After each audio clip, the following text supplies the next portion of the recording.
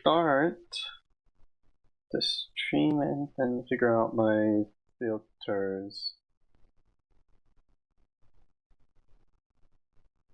Is this the... no. So this is maximum noise suppression.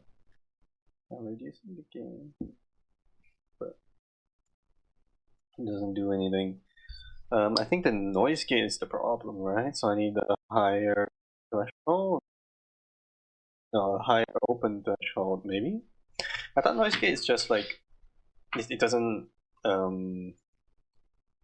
remove soft sounds. Is that something else, or was that the noise gate actually?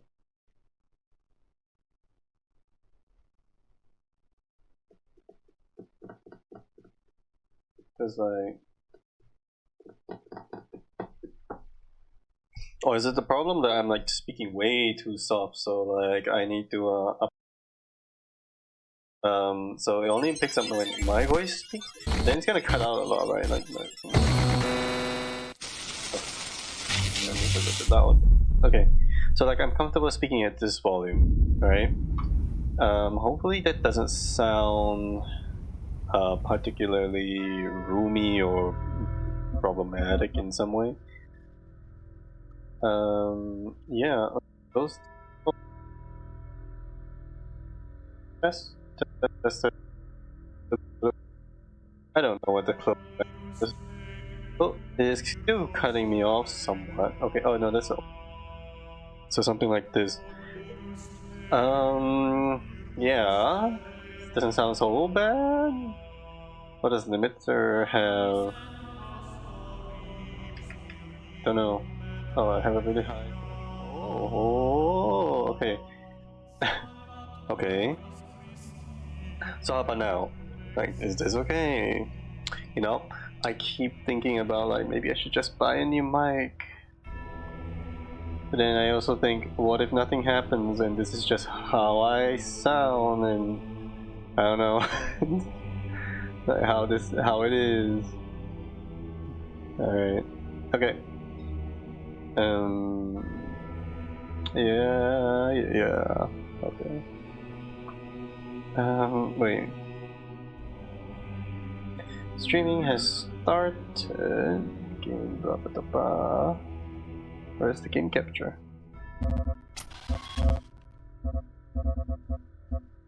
Graphics options report. Oh, there it is. Okay, just takes a while, or I guess I have to be on the game for it to pick it up. What is this number? この番組はご覧のスポンサーの提供でお送りします。スポンサーないけど。Yeah, so there's a lot of sounds that my mic is picking up. Like if I type, like it picks it up. It's not noise gated. It's not sound noise filtered. Nothing. I don't understand. I don't understand. Because like, okay, I'm talking at this volume or whatever, right? I think the open threshold is where it's supposed to here or something, right? Like this is like the minimal before I really get cut off, and then I still go like tippy tappy, and it's still being picked up even though I don't think it's that loud. Maybe it is. Maybe it is that loud. But I should be like further away enough that it's not, but it's still being picked up there anyways. Like, I don't understand. Why is my microphone so sensitive? I guess it's nothing to do with distance. It doesn't know distance. That's not a thing a microphone knows. What a microphone knows is that there's a volume, and apparently I speak at the volume of a keyboard press. Apparently I speak at the volume of a keyboard press, and that's it. That's how it is. So either I get an even lighter keyboard, because this is... I have an even louder keyboard than this one, and this one is already like lighter. Like, I think these are browns, not blues. Are these blues? Wait, no, I don't think these are blues. I bought browns specifically. I think reds are the next that I might try, but I like browns. Anyways, alright, let's hit play. Talos Principle, yes. Continue, yes. I don't have the road to Gehenna, I think. And I don't have Talos Principle 2. But I did see that they were like in a bundle or something. Okay, so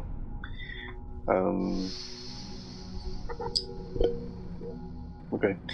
Let's see. So that's us leaving A and now going to, I think this would be B. B. Woo! Okay. I did this one already, yeah. Was there a run button? There is a run button. Okay, let's go. -1.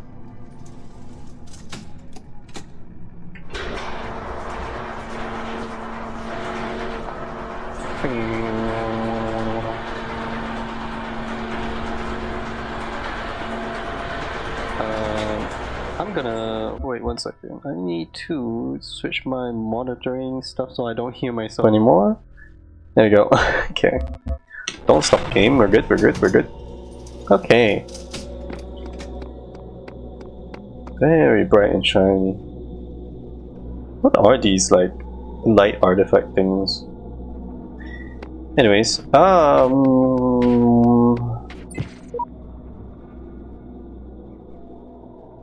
okay, we have 3 more for that. There's one over there. Did we click this yet? What is this?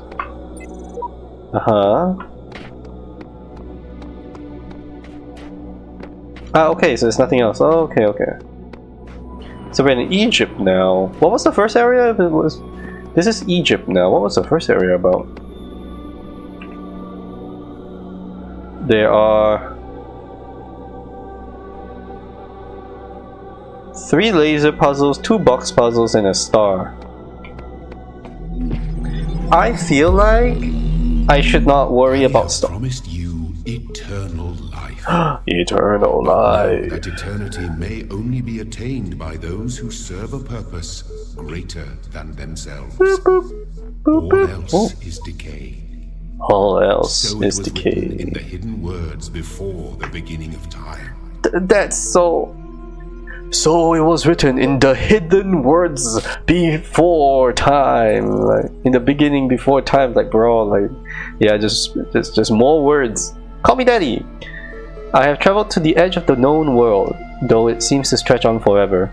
Our domain is much less than we imagined. Boop boop. Hello. Okay. Didn't I have a... Where did I put that?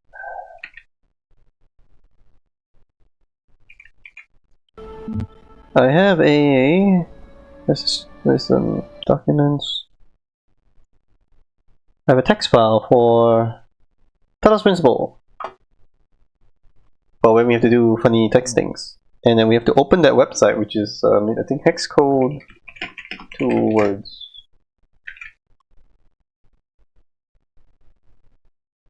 Hex to string. Let's try the second page link. Okay. Alright, let's see. Let's look at Osiris. Translation by E.A. Wallace Budge. Annotations by something. The dying man went on to the scribe, who resided in PR Medyet, bracket 1, and said, Behold, I am weak of body. My days under the holy sun of Amun-Ra, bracket 2, are coming to an end. Though I have spent my years in service of the 2 lands, I have not studied the question mark. Tell me, you who are wise in the writings of the dead, what lies ahead on my journey? What will I face in the land of the Westerners? And the scribe spoke, saying, At the appointed time, blah. It is likely the location was changed according to who the copy of the book was made for. The dying man is an avatar of the owner. 2. In the older manuscript, this is rendered as blah blah blah, some controversy as to whether it blah blah, the dead The dead. Compare the Kenti Amentiu, the foremost of the Westerners, a title later given to Osiris. Sometimes mistaken for a mistranslation on Budge's part, this is actually almost certainly a mistranslation by the ancient scribe. The equivalent portion of the older manuscript is sadly not extant. Okay. Cannot load video file. 24 million views. Perfectly round number. My new songs with lyrics. Gotta laugh about this stuff. Laughter is the best medicine. I've got it, you've got it, he's got it, she's got it. Dog is fine. Woof woof woof, woof woof woof, dancing dog. Add to playlist. Okay. Immortality. Disgruntled Meister's Blogstasy, episode 204. I don't know about everybody else, but I am afraid of dying. I don't see any reason to believe there's an afterlife. I'm an organism like any other. When my brain stops working, my consciousness will cease and I will be gone. And you know what? I can't just embrace that. I can't say I'm okay with it, or I've accepted it, or some nonsense like that. I don't want to have an ending. It terrifies me. If I had a genie right now, I'd wish for immortality. Who wouldn't? Oh, but you wouldn't really want to be immortal, the pseudo-philosophers say. Pretentious drivel. Everybody wants to live forever. Maybe everybody deserves to live forever too. But we can't. So here we are. Live with it. Or rather, don't.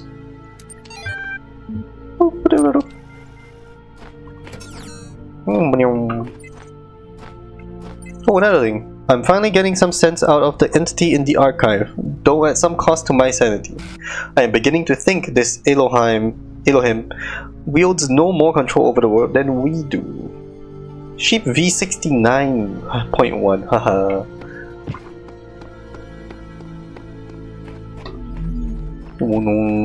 Okay. Let's go to the right.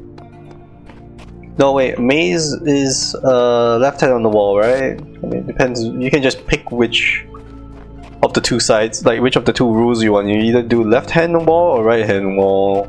Oh, hello. Elohim lied about the tower. I stepped foot inside and returned to tell the tale. Hoi. Thanks, Hoi. Let's see. L shape. So it doesn't say the star on it, but I don't know if they actually do. Inside the level, like inside the area. Window through a door. Okay. Hey, there's a ladder.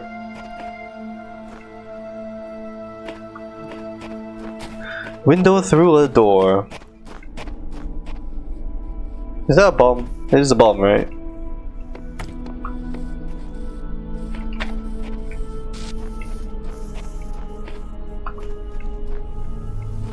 Okay. Another laser.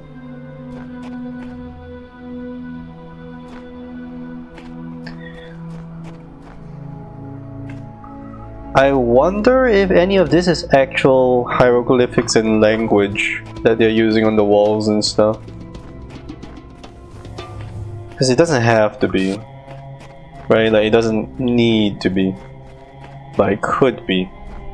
And it could be saying something. Wait. Ow! Okay, it doesn't explode.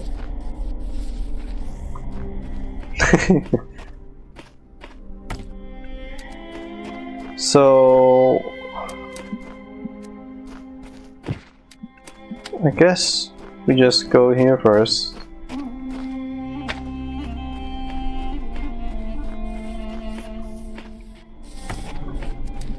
And I guess the idea is that cuts it, right?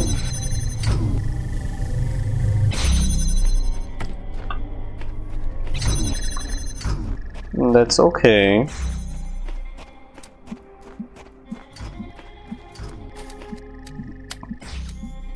Can this connect?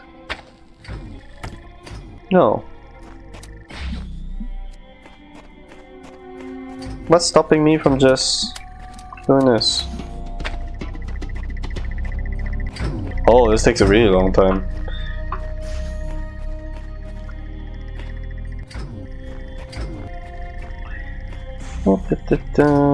Okay, so I need to catch. I need to catch this. This door has to open, and then this laser has to connect that to something here to here, right?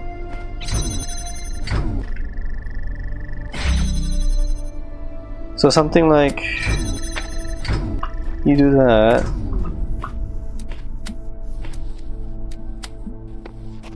And oh. Can I bounce this way as a triangle so it's on always? And then move the other one so it bounce? Yeah, I think so, right? Hold on. You go like here. And then you go like, well, anyway, it's always connected. And then now, oh, I can't see it from here.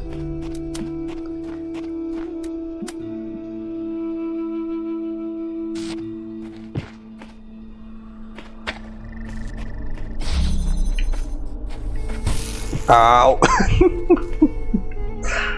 Alright, oh, that could be like way further along, like it could be all the way here.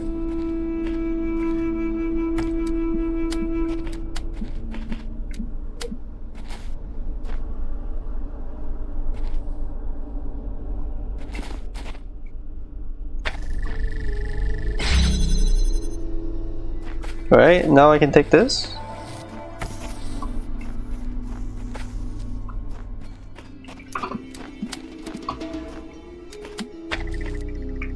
Yay! That took way longer than it should have, but yay!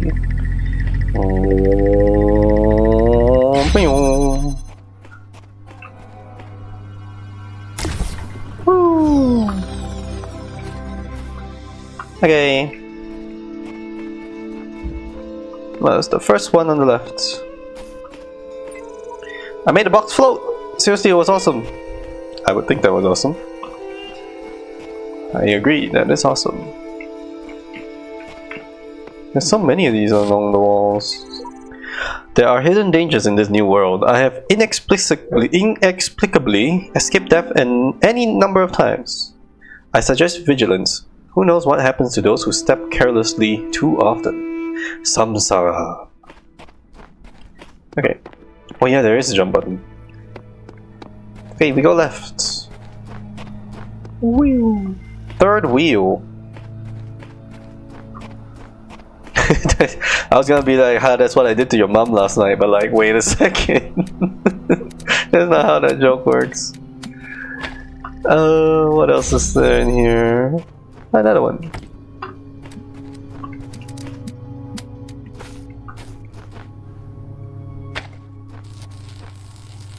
Zip, zip, zip, zip, zip.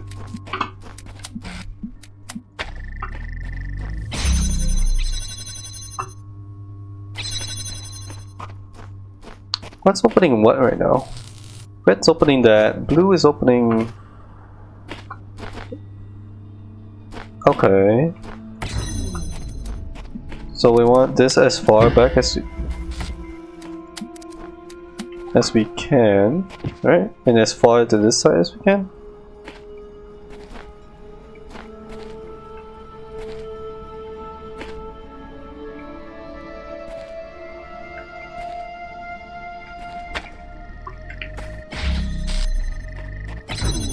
And then this should be able to reach that.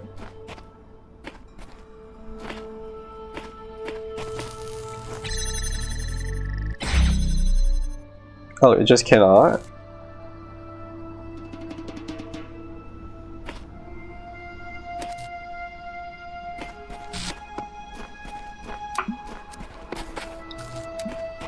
Also, like, these are...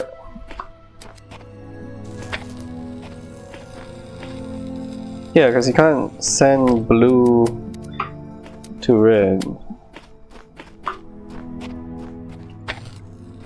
That does that.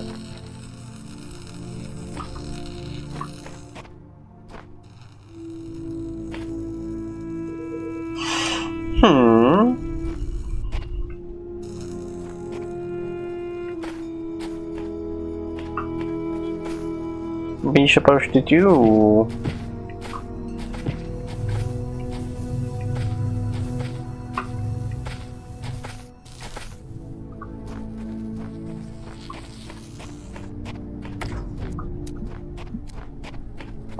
Okay, red opens this, which gives us the blue laser.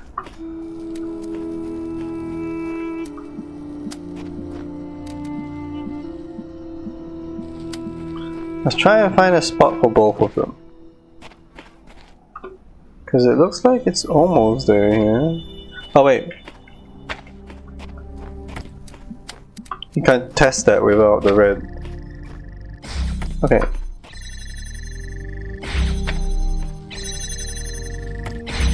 Okay, that still does that funny cutting thing. Is that relevant for me?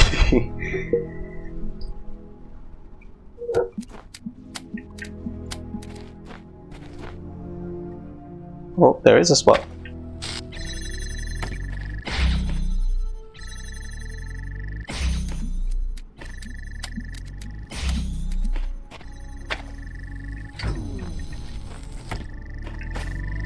Like, there is a spot. You just have to find the spot. Okay. I thought it would be more strange about it, but...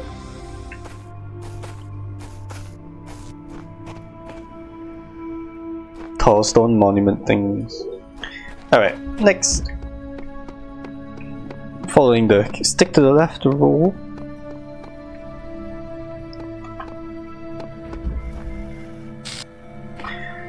I was just thinking now, coconut trees, right?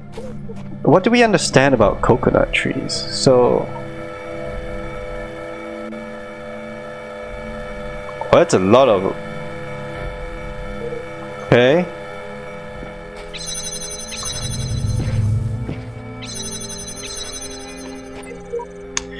Child program, codename Samsara, terminated here. Logic program, timed out, final memory dump. But I was stuck. What was I supposed to? I see clouds. Progeny programs Samsara V72.2 series. Wait, what? 72.1.0023 codename Samsara. Okay, so what are we supposed to do here?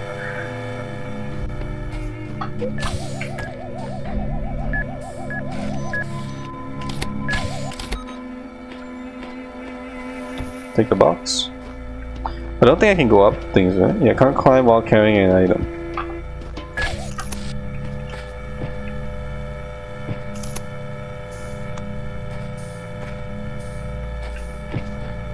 Can I just pick things up from up above?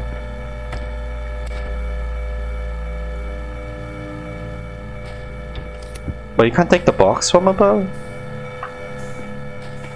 Okay, odd.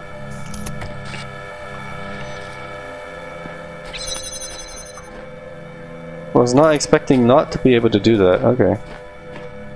So back to the question about palm trees. So there's this conversation thoughts lines.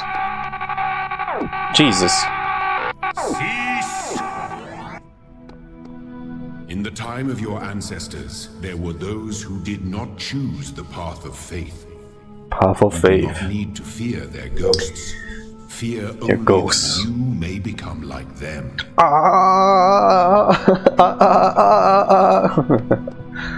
Okay, and then here, this one.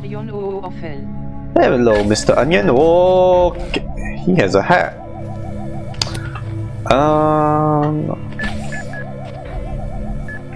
Can I just grab your hat? I cannot just grab the hat like that. Okay.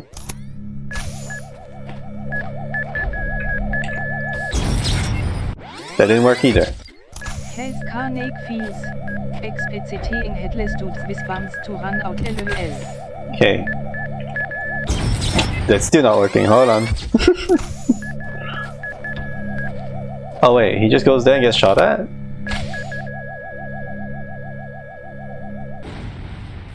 The bombs of, I mean, the box lives, okay. SL0THY SL0TH SL0THY1 Hi Slav! Can I... Whee! Okay. Hello! We got his hat, but he's gone. Okay, so... But where's the star? Where's the star? Wait, can I grab this back? Yes. Can I pile this on this wall?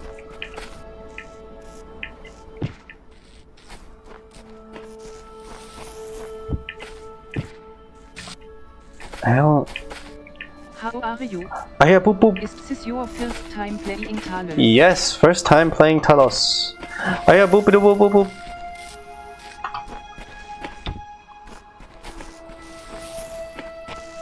There's a boop boop boop boop boop.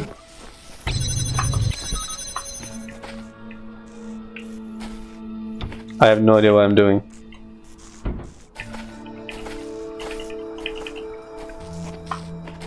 This is not the first time I've heard boops and stuff like from the outside of a thing. Alright. Wait a second. Maybe it's just out here. It is just out here. Okay. Boop, boop, boop, boop. Yay! Boop boop. Milton Library Assistant. The MLA.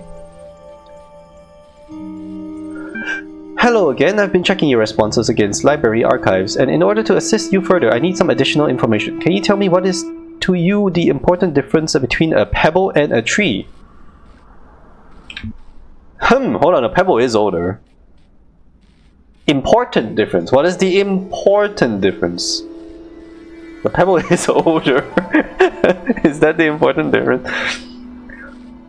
Is a tree heavier than a pebble? Not necessarily, and not necessarily important. Is a tree alive?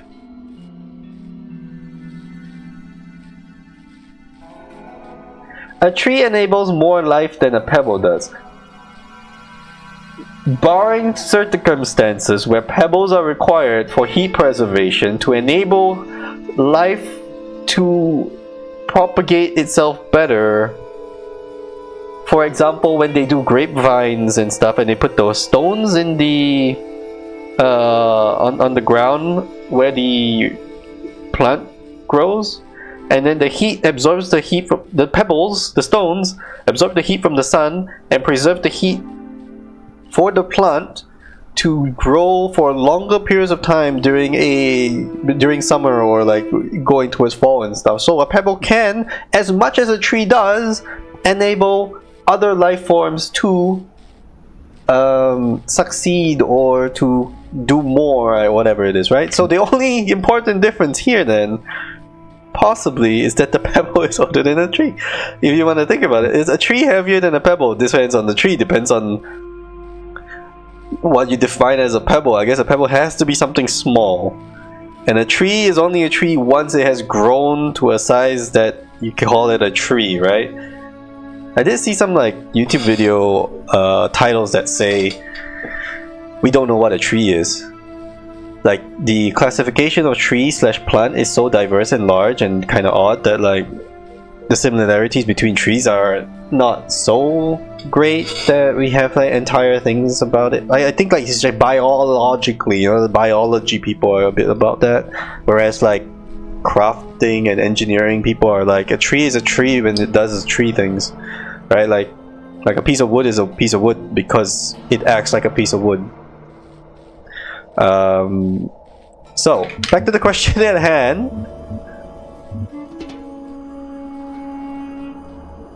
See, a tree can change. That is what in this sense, alive is defining that a tree changes itself over time and its environment over time, given exposure to inputs.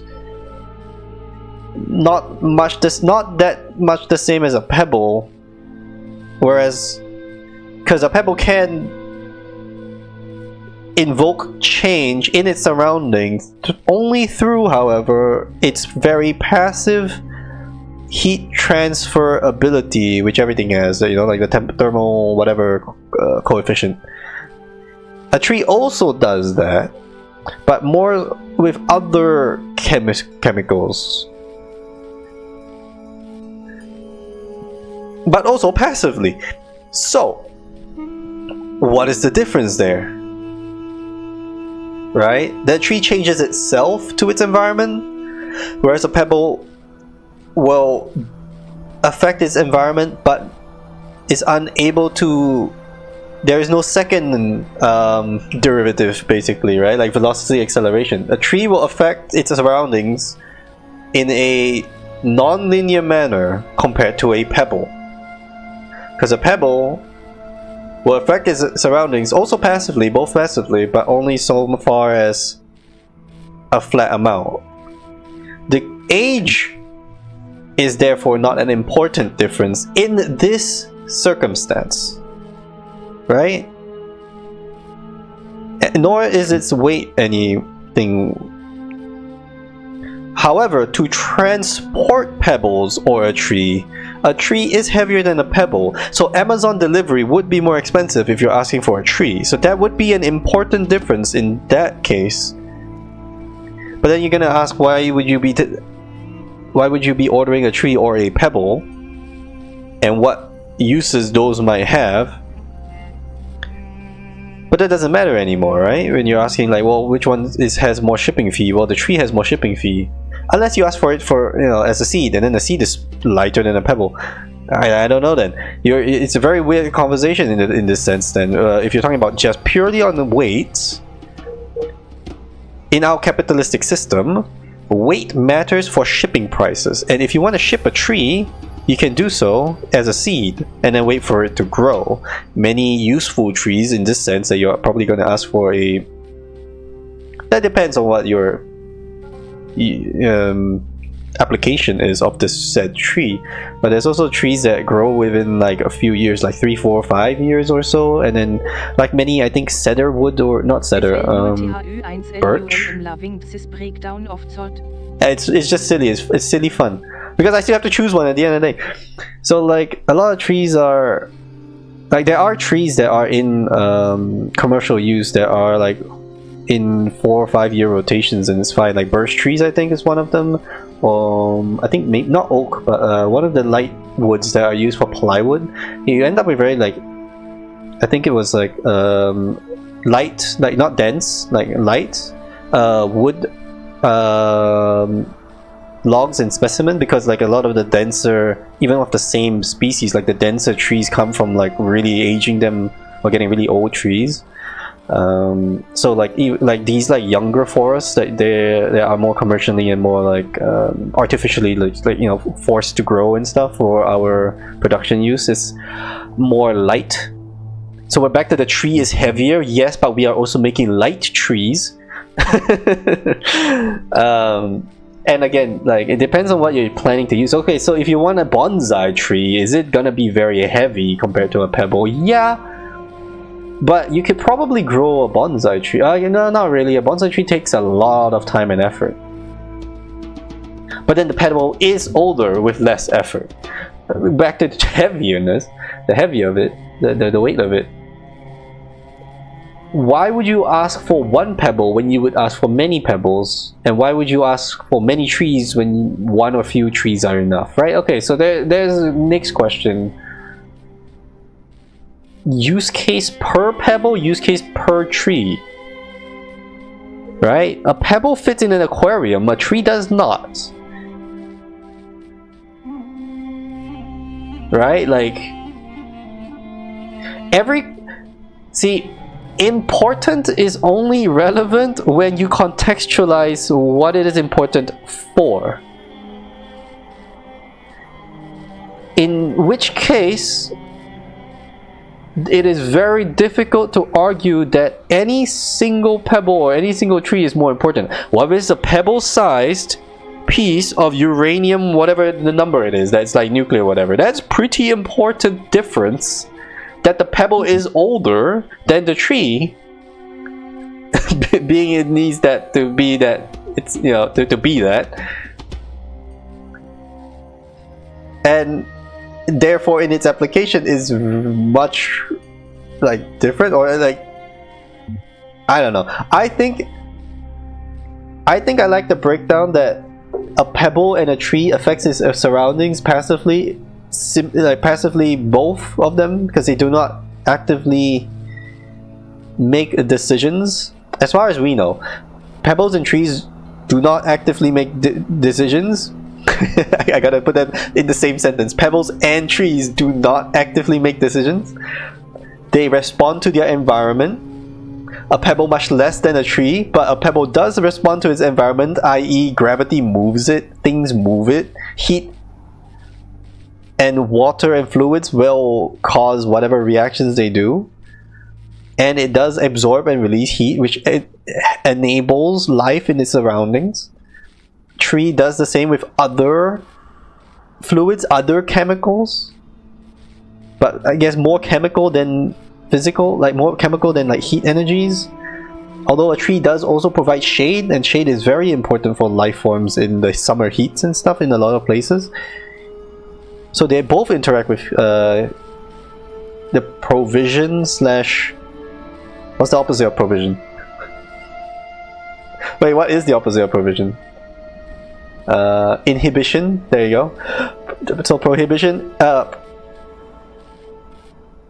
propagation and inhibition of heat is present as an ability passively for both a pebble and a tree, and both doing so without active decision making. Right? So these are the... We're now talking about abilities and characteristics that both afford to their environments through their existence as what they are. Which, again, in this sense, completely negates the question of heavy or old.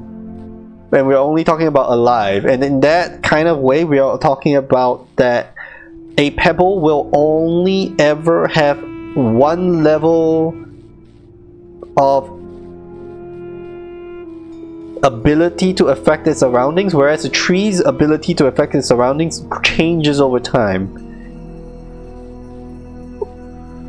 which can be good and can be bad. Like for example, in an aquarium, you might not want a tree or any kind of a plant life that changes so drastically over its lifetime that you need so much care for that to work out. Whereas if you just have an aquarium that has pebbles in it, like the pebbles don't change anything, so you're gonna be okay. But however, you still need to think about the naturescape, or like the balance of the entire ecosystem of your aquarium, because many people, like, if you're gonna do something like this, you're gonna want one of those like living, like multiple species, quite well balanced aquarium system with all kinds of different life forms that like balance out all the ins and outs of what's going in, and like of the animals, like they are like the things that eat the... you feed the fish and the fish makes the poop, and then the things clean and eat the poop and things like that. That whole ecosystem, right? Like the entire like mini ecosystem, you want to have that. And in that sense, you're gonna need both pebbles and not pebbles, right? So there is no important difference there anymore, that like one is a flat or one is a changing difference. Again, based on application. However, if you want to then take this to the nihilistic point of view of the world, where nothing matters, because at the end of the day there's only a big bang and then a big, like whatever the end of it is, end of the big bang is like one or two options, right? Like either the big freeze or the big like reset or something. So in these, or I think there's the third one, which is like the full, like the black hole at the center of the universe grows and grows and grows and pulls everything back in, like something like that, right? Like, so everything is just in the state in between these two, right? And everything that you're doing between, with the change or not change, is therefore not so important, because when you scale it out, it's not gonna affect anything. Like nihilistic viewpoint of like life and things in general is like there's not much use considering things when you zoom out. The amount of impact is very minimal, or not just minimal, but like absolutely null, right? But So in that sense, there is no important difference between a tree or a pebble being alive.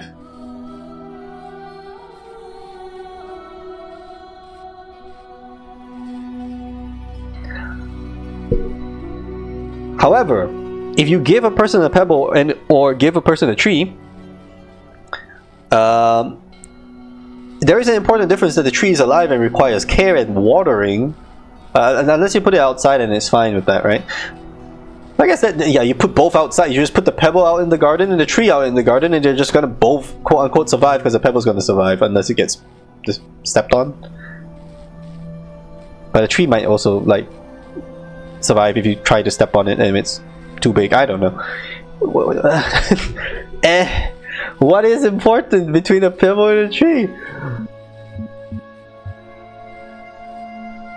Maybe it's just the shipping cost. Maybe the shipping cost is the only important difference. So maybe it is just, we live in a capitalistic society, right? That's what we live in.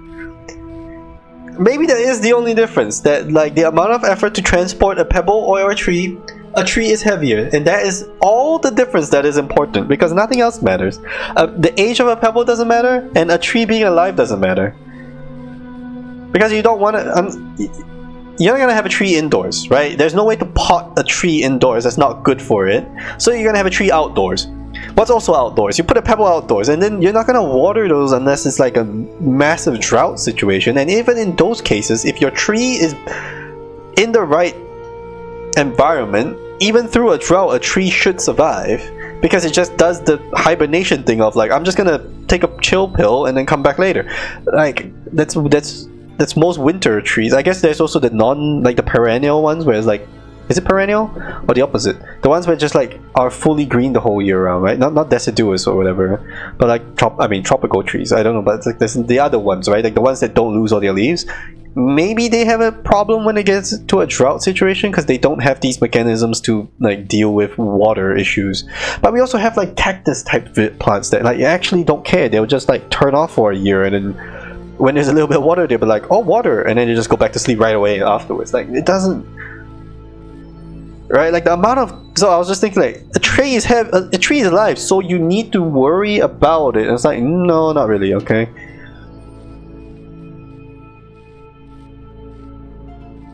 Okay, so where are we with this? A pebble is older is a pretty good answer.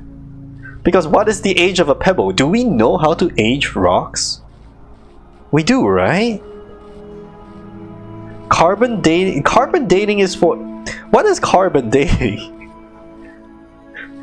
Can you carbon date a pebble? Do all pebbles have ages? Does every piece of rock have an age? How do you know what an age of a rock is?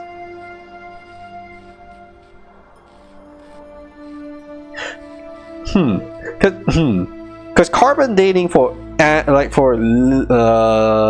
life forms that are carbon based, right? That I understand. Something about the carbon that you can figure out its date from. I don't know the science behind this, but we have carbon dating. How old is a pebble? At what point is a pebble... At what point does the life of a pebble start? When it stops being a part of a larger rock and becomes a smaller pebble? Like... Also, most pebbles have to come from like river spaces, right? Like things touching like water and stuff, because the fluid is required to make it a small enough thing that you can call a pebble. So is a pebble actually older than a tree? Maybe not. Well, not a tree, but like trees in general. Like I think maybe trees in general are older than the specific pebble we're talking about, or the tree species, or like tree, like how do we know that a pebble is older than a tree? I don't know if we know that. Because how do you define the start of a pebble? How do you define the start of a tree? I guess it's just when the seed gets planted.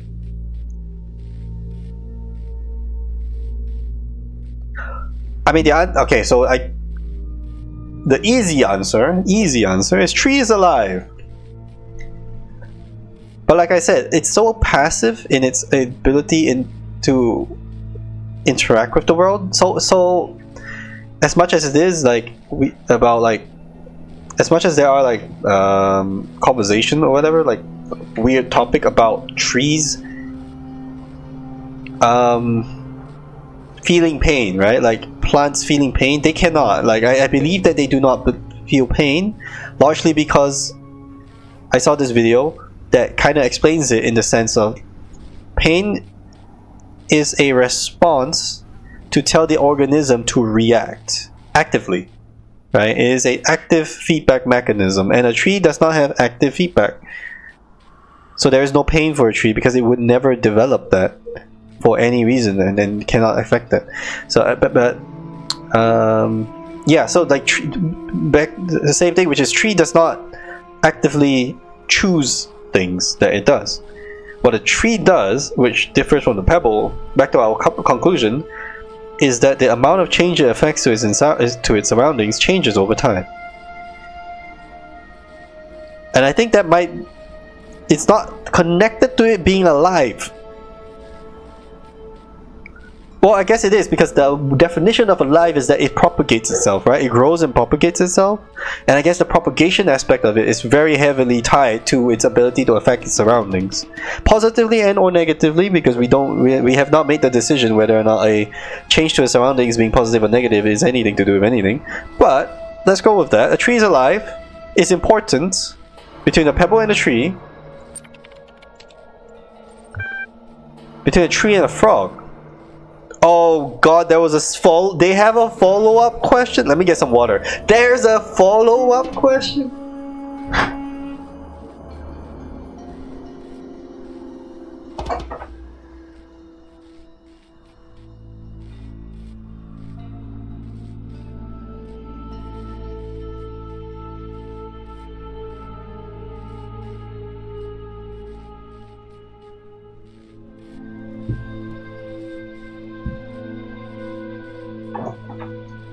Aha, hold on, they did a tricky thing. They changed the wording.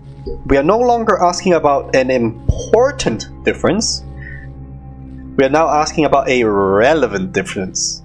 So now, what does relevant to what? Relevant to the importance difference between a pebble and a tree. So relevant to the important difference between a pebble and a tree, what is the difference between a tree and a frog?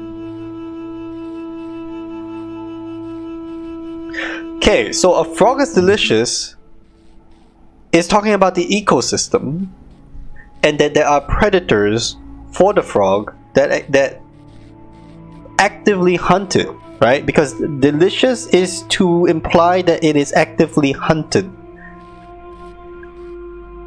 Certain trees are also actively hunted, like eucalyptus trees by koalas, and like very, very specifically target hunted, right? Like most fruit and animals that eat specifically those fruits. I think fruit bats are fruit hunting animals, unless they have a name that doesn't make sense. So leaf eater ants eat leaves. I don't know. I don't actually know if they eat leaves. I don't think so. But ant eater, the eater of the ants, you know. So there are a lot of things that are target eaten, is what I wanted to say with that. A frog is delicious. So a tree is delicious. A tree produces things that are delicious. A tree is great for mushrooms to eat, for example, like a decaying or even not decaying. Those parasite vines love a tree. A frog is green. Well, a frog is brown and green, like the same as a tree. So there is no relevant difference that a frog is green. So they're pushing me towards consciousness. But because both, here's the problem, it's like there is no difference between these two, because the tree and the frog are both delicious, the tree and the frog are both green. We just do not know if there is a consciousness to a tree, and we expect there to not be one, because back to the thing about the pebble in a tree, the tree has not made active decisions to its ability to affect its surroundings. However, it is a changing difference that it applies to its surroundings. And that is the important difference that we have defined in our important difference answer. Or at least our conclusion to selecting that as an answer. Therefore, how is it relevant between a tree and a frog in its ability to affect the surroundings? Frogs are not migratory. I don't think that they are. I don't think frogs travel that much in their life, do they? Like most of them have their kids and stuff in like one pond or one river or something, right? And then the frogs just no, frogs do travel a little bit, right? You find them in like gardens and crap, like just out of nowhere and stuff. Or when it rains and the like frogs show up with the rain or whatever it is, right? Like the raining frogs.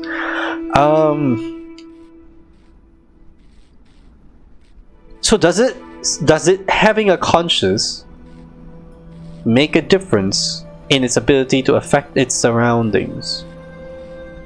No, I would argue no, because whereas it does have a consciousness, right? Like, however, that given or considering that it has a conscious, it is still acting on very basic animal instinct / algorithm. We can very much define the AI or the intelligence of a frog and its ability to respond to its surroundings in a somewhat simplified manner. Not necessarily accurately, but in the big sweep of it, very like somewhat understandably, like with a good understanding of what the frog and its behavior is. For example, a tree will respond to sunlight and grow towards it. In doing so, it will grow larger because of the energy it has accumulated, and at some point will try to propagate to make more copies of trees, right? Tree goes towards sun. Frog goes towards food. When it gets big enough, it will find a mate and make more frog. The relevant difference in the consciousness of this is not there. So therefore, a frog is delicious. Maybe the correct answer. Because a frog is going to be hunted, is what this implies, and a frog can move, and a frog can have, I guess, counterplay, right? Like there's poisonous frogs. I guess there's also poisonous and or spicy trees, which deter certain types of adversaries, I guess is like the word.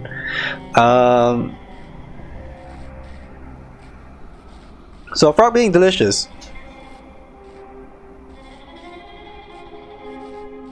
might not matter. A frog being green might matter the most. Does it? Okay, what is the relevant difference? A frog is green.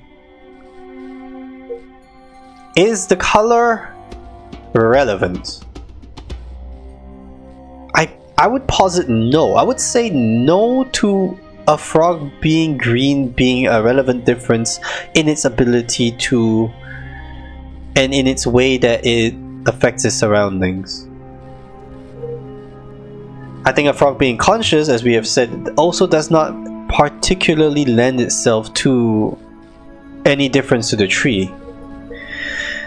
I think a frog being delicious makes a bit more of a difference, because the entity that is a frog will end due to its use as food.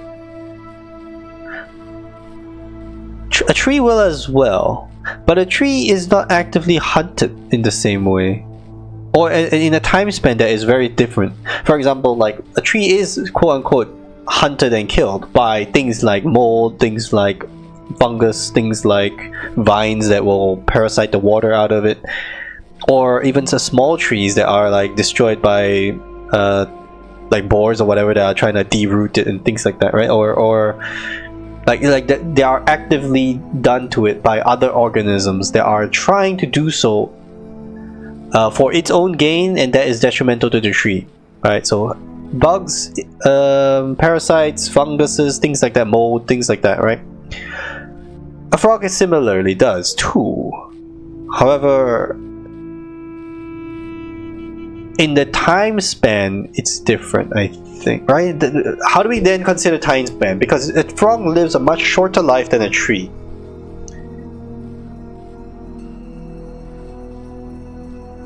And I think both species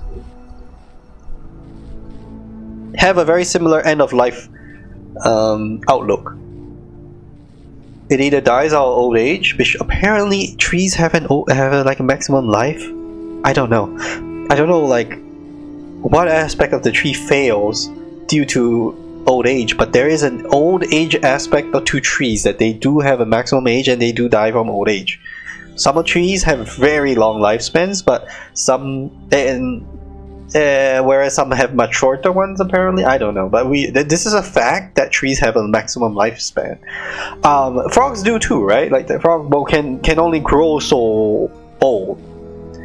We're not talking about some like jellyfish or lizards? Certain lizards that just grow and live forever. Like I think a crocodile can live basically forever. Sharks can basically live forever, as far as we know as well.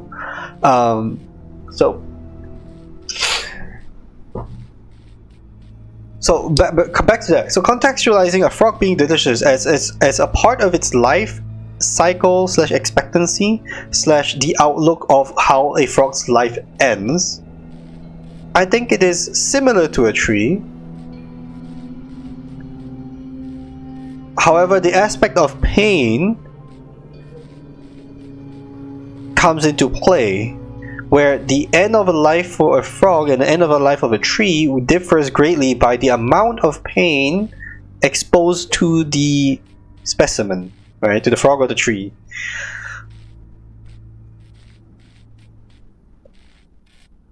Is that more about it being delicious or more about the frog being conscious?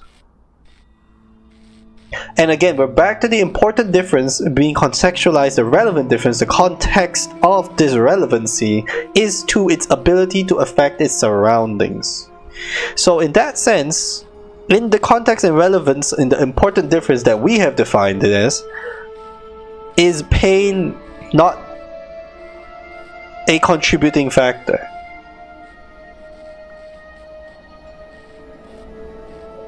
Because it being a contributing factor means that I think that pain somehow is relevant to the ability and amount that a pebble or a tree affects to its surroundings. And like the idea that a tree being alive is the main aspect of how it changes its amount of change it does to its environment. I don't think the frog does that consciously. I don't think a conscious affects greatly how much change a tree does to its surroundings. Right? There is going to be a capacity to a tree or an animal or a pebble in its amount of change it can do to its surroundings. And this is my important difference I'm looking at. The amount of change it affects to its surroundings. A tree being alive means it affects more over time because it can change, that value moves and it propagates, and then so that value grows, right? Like in the context of, so we're looking about like a KPI, a key performance index. Key performance index, how much does this specimen affect its surroundings? So the relevant difference between a tree and a frog in how much it affects its surroundings is that the frog is delicious. Because then it draws other specimens to that area to create more change in that area. I do not think a frog does any of that consciously, right? Like the ability and amount that a frog affects to its surroundings is not a conscious choice by that frog, nor by that tree, nor by that pebble. The amount of change it does to its surroundings is most greatly relevant, most greatly different by how delicious it is, and therefore how many more or how much more it attracts other species and other specimens to its area and improve or change the ecosystem in that sense, or whatever that circumstance is before and after the predator is in the area. So the answer is C. A frog is delicious is the relevant difference between a tree and a frog. Yes, I am. A frog is conscious, but a tree is not. Your question was about the relevancy of the difference between that to the important difference in the first question. A tree being alive and a frog being conscious has nothing to do with the important difference between a pebble and a tree. Barely, because I had to concede on the tree being alive because the definition of alive is the propagation. Let's try something harder. What's the difference between a frog and you? What makes you a person? See, those are two different questions. Those are two different questions. And you're asking me to answer one question? I call bullshit. Bullshit. This is a bad question. So which question should we answer first? What's the difference between a frog and me? In the nihilistic sense and view and perspective of the universe, there is nothing different. We're both gonna live, we're both gonna die, we both are here by the definition of those words. We probably both are given labels by other entities that are observers. Right? Like, what is the difference between a frog and me? Barely anything. Self-aware. What is the point of self-awareness when there is no... when all... For example, if I don't speak the language that another person speaks and they don't respect me as a entity that's worth any conversation or worth conversing with, worth respecting the intellect of, then there is no difference between me and any other animal. I.e. racism and fascism, right? Like, they just put down at a person that doesn't deserve the same things that other people deserve, then there you go. There is no difference between things. What's it like the whole PETA thing? What's the difference between animals you eat and animals you make as pets? There is no difference. Are the dogs self-aware? Are the cats self-aware? Are the rabbits self-aware? Are the horses self-aware? Most of them kind of are. Are the pigs also not then self-aware? Is there your difference? Is somehow the cow not self-aware? Is somehow the chicken not self-aware? Is there somehow the sheep and the goats not somehow self-aware? Like, what makes that the difference between animals you eat and animals you don't? So, there is no difference between me and a frog, because you can ask, nothing important, frogs are people too. Exactly. Not exactly, but like, nothing important, not the frogs are people too part, but the nothing important is correct. Okay. I am rational. I think I am as rational as a frog. I just have more questions that can be asked. Right? Like, I think animals are as rational as anything else. Like, unless... Where does the breakdown of rationality start or end? That's a silly question to posit, to frame. Like, how do you frame rationality between animals? Or between people even? Like, how do you define someone being rational or not rational when you do not understand the goals that they are? And even within the context of those goals, then what defines one being more rational or the other? Like, you have to then give up that, yes, based on the context and based on the goals of that person / entity, could be a frog, that they are being rational. Right? It is rational for pigeons to live near and around people because they do not know how to, because they have not undomesticated themselves, because pigeons are domesticated animals. It is rational for them to stay in the environment here around humans where they are very affected by highly antagonistic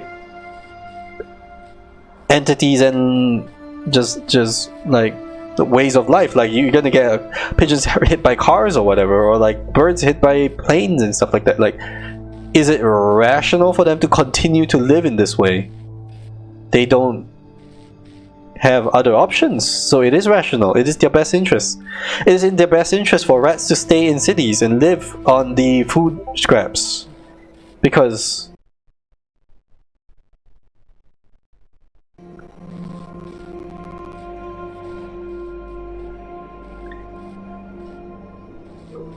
that is their best strategy at living. Like, cats have the option, and they have decided, many cats have the option, have decided to live with humans, right? Like, the cat delivery system is a functioning organism, a functioning system. It's a successful one too, right?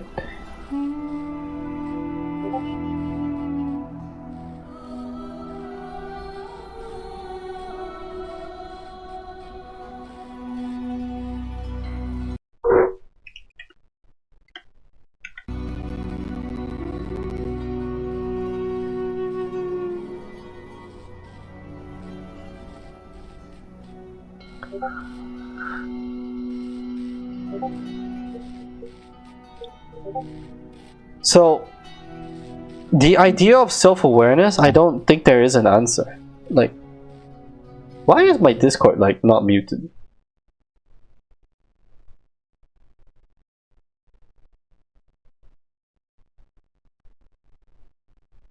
Where's the button? Is there a button for me to press that tells it I'm streaming? Discord, please. Enable streamer mode. There.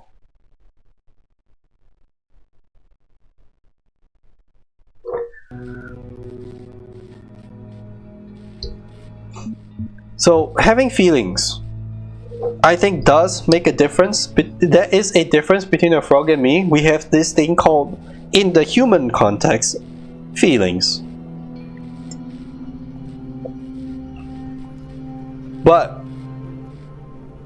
a frog has the ability to breathe through its skin that I don't have. That's a difference as well. Doesn't mean anything, right? Okay, so what makes you a person? Now, so difference between a frog and a person, nothing important.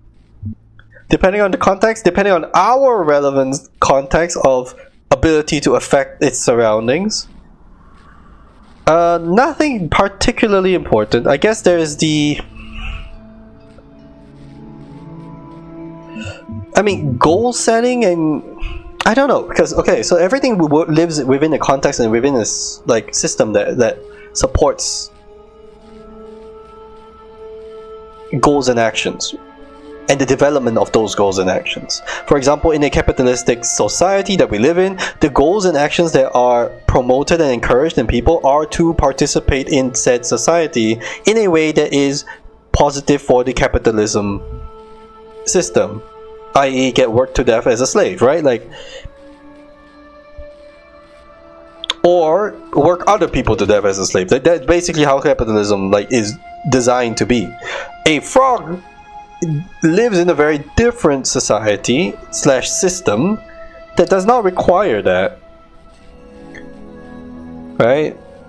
Frogs have family, I get. There's like male female frogs that like come together and stuff, right? Like, surely, I don't know if there's actual families, but they have to procreate.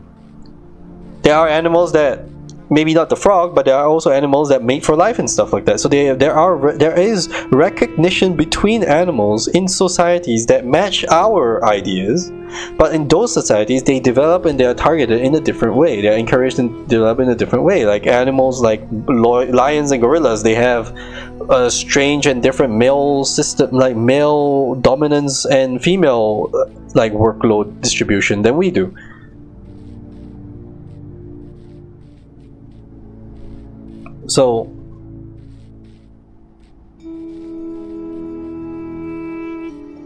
So the idea that we have, so what I'm trying to bring that back to is that we live in a society that allows us or promotes us to act and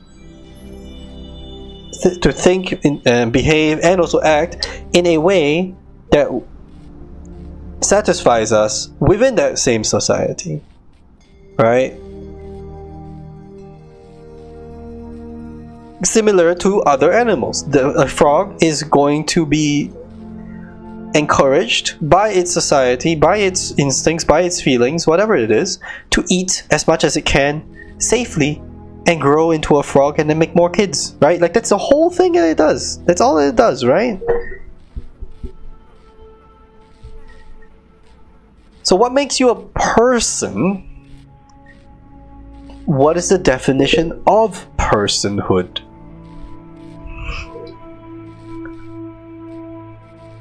Because self-aware is not necessary, right? Or it's not present in a lot of people that consider themselves persons.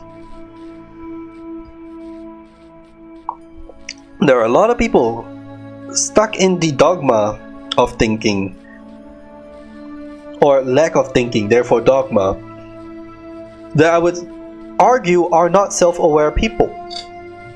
That they do not have thoughts that they develop themselves.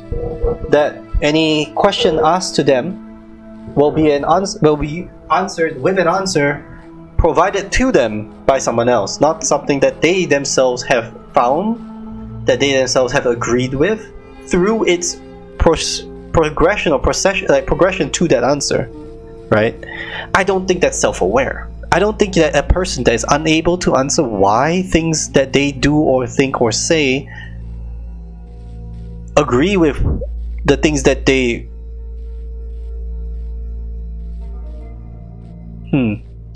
I don't think that like the things that people do and say and the way that they behave, and when you ask them why and they don't have an answer that is coherent with other actions of theirs, is self-aware, because they are not aware of themselves and what decisions and thoughts have led to that. Like if you're not I don't know if coherency is an important aspect of a person. To me it is. I think that you should be coherent as a person, that you should not be making as many exceptions that many people do. You should not be making exceptions to things. I think that's not that it's self-aware, but that goes against coherency. And at the very least, if you are going to make conflicts of coherency within your morals and your thoughts and your decisions and your actions and your speech, right, or whatever it is that you're doing, like towards other people especially, then at least have reasoning that is something you have figured out between cases. Like, why would you eat a pig and not another thing? Or like, why would you eat a pig and not a dog? No, being coherent and being self-aware would mean that yeah, I would eat both. Given certain context, like you cannot stop at one point and just say no to the context. No, if the context keeps shifting and you change your answer, you are not coherent, right? I think that if the context keeps shifting and you keep saying yes or keep saying no, you are coherent and you are strong in your moral. And or at the very least, when the context stops, like when the context changes and you do change your answer and you're like, why did that? Why did my answer change? Why am I feeling different now? And you have a strong reason to then argue, from this point on, this is different enough for me that it is a different question, then that is fair. That requires self-awareness. I don't know. So that requires self-awareness. But does the lack of self-awareness, then back to this, make you less or not a person? I don't again think that has to do with rationality, because in these people's minds, or in the minds of certain people, not asking questions is the rational thing to do, to preserve the peace and safety of your mind and your insecurities, right? Like in order to keep yourself safe from your own self, from your insecurities, from your fears, and your having to judge yourself as a bad person. That is rational. It's uncomfortable to be rational at points. Like, well, not rational. It's uncomfortable to face all the truths of all the things. Like, are you a good person?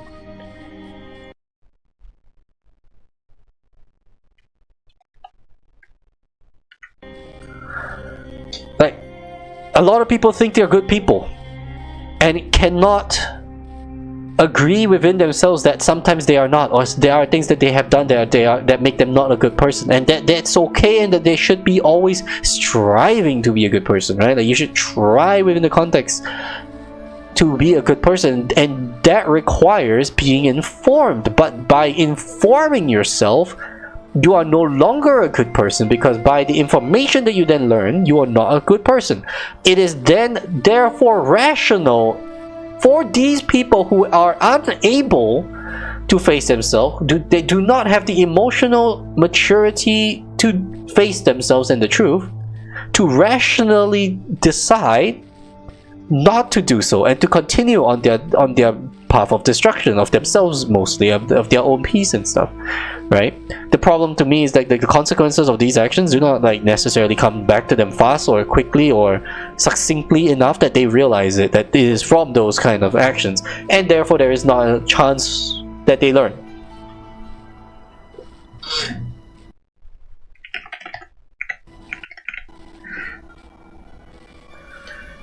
So I would say what makes a person, nothing to do with rationality. That's gone. It's not rational. It is not about the self-awareness. Because you are not allowed, well, at least I don't allow myself to consider people who are unself-aware as not a person. I think young babies and young children are very interesting small creatures. Are they a person yet because they are not, because they have or don't have self-awareness? At what age does a baby have self-awareness? This starts the whole argument of like abortion and stuff, right? Like, at what point is it alive? At what person? Well, once you have a life, at what point is it a person? Because we give human rights to, I don't know when it is, but as soon as a baby is born, at the very least, I know that existence has human rights because it was born as a human, whatever that means, right? That doesn't require it to have self-awareness. It fucking doesn't. And at whatever age you get to, what is your earliest memory? Right? What is the average age of of people as humans' earliest memory? Is that then the age that you consider self-aware?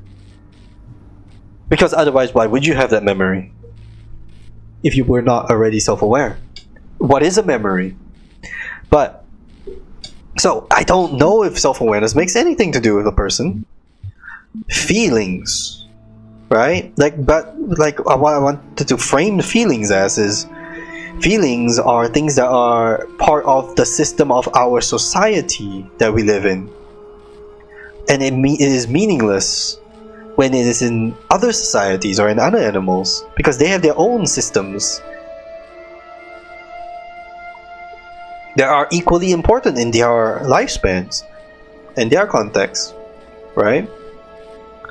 Now, we are not going to contextualize this back to the first question because it does not ask about relevancy or ties itself to the first question. So I think the only correct answer here is to say nothing is important. Frogs are people too.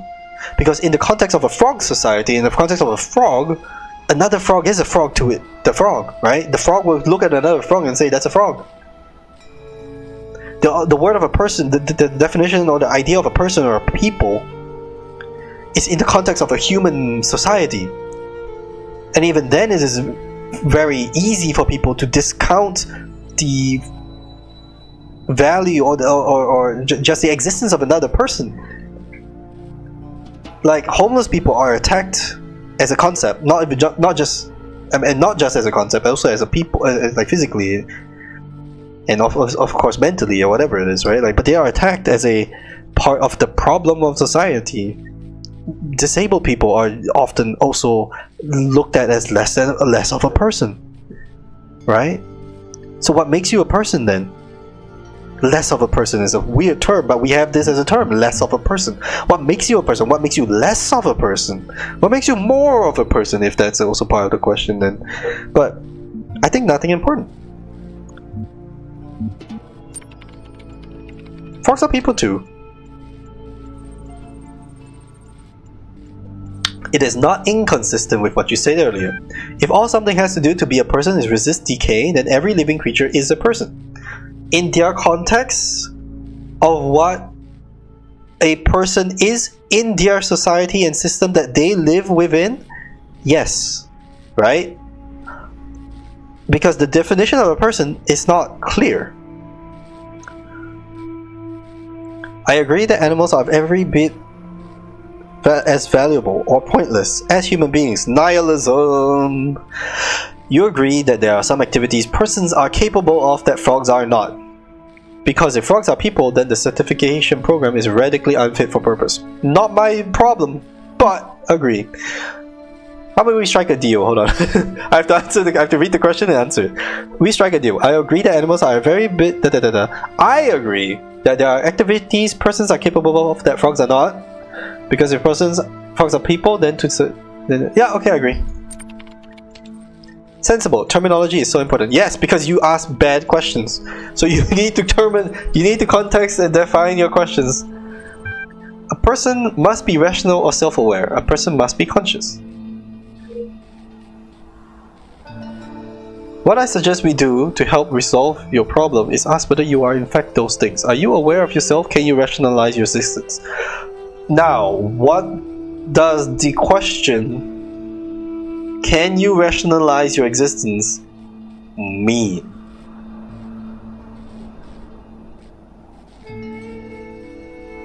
Because that is not a clear question. What does it mean to rationalize an existence? What does rationalize even mean? Right? Maybe we need a Google definition of rationalize, because I do not know what they are referring to when they ask this question, rationalize, and I'm an English speaker. Rationalize. Definition. Oxford Dictionary. Attempt to explain or justify behavior or an attitude with logical reasons. Okay, so that is what they define rationalizes as based on the Oxford Dictionary. Can I rationalize my existence? Can I give logic and reasoning to my existence? Given the nihilism point of view, no. I mean, well, it doesn't matter. What I suggest we do to... Okay, first of all, let's agree or disagree with the conclusion. Number one, person must be rational or self-aware. So trees are not people. I think it's more about the ability to actively affect its environment, right? And not passively. Because that's my definition with with pebble versus tree. Do you need to be rational or self-aware for those things to happen? I think self-awareness is a very powerful thing that it's very difficult to define in humans as much as in other animals. Like, how do you define self-awareness? A person must be rational. A person must not be rational, because coherency is very difficult. Well, I guess it is rational for them to go through all the logics that they are going through to give them an answer. The question is that anything to do with rationality, or is that just like a part of the process, like trust the process kind of things, right? Like, you just go along with what you think is correct or not correct, and that it may or may not be quote-unquote rational. Because a lot of people do things that are not necessary. Because they might think it's logical, but it is not, right? Like, what is objectively rational? So is it rational to them? Self-awareness to them, right? So a person must make actions and consider actions and behaviors that are rational or inherently rational to their sense of self, to their thought process, to their view and perspective of the world. In that case, is that then a person? I would say yes, based on what we discussed with the frog and the way that I discussed that, at least the way that I wanted to say that a frog or a person reflects its system and society that it lives in, that it is given the space to exist in, realistically. Because a person has a society, and you can exist in many ways in a society, and is that number of ways is increasing over time, right? But all of this is to say that a person then still in those systems, in that space, chooses whatever is rational or based on their self-awareness, whatever, and therefore is a person, right? If you are robbed of all your choices, you are not a person. If you are not given choice, are you a person? Is a slave a person? Because they are not given a choice in how they participate in the environment that they exist in, right? Or is it that it is now self-rationalized that a person with no rights and no choice has decided to do so for self-preservation, for self-survival, because to not do so, to not follow those rules, those very hard rules in their existence, is to harm themselves, and that is then a rational choice to continue being a slave or being subject to other people. I think the word slave is like TikTok or social media banned or something weird like that as well. I forgot about that. But yeah, like, unfortunately, we have very bad histories as humans.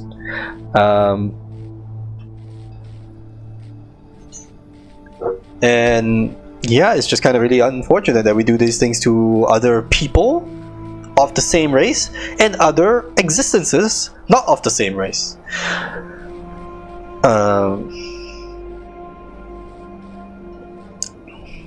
Okay, so this does make it very difficult to then like kind of talk about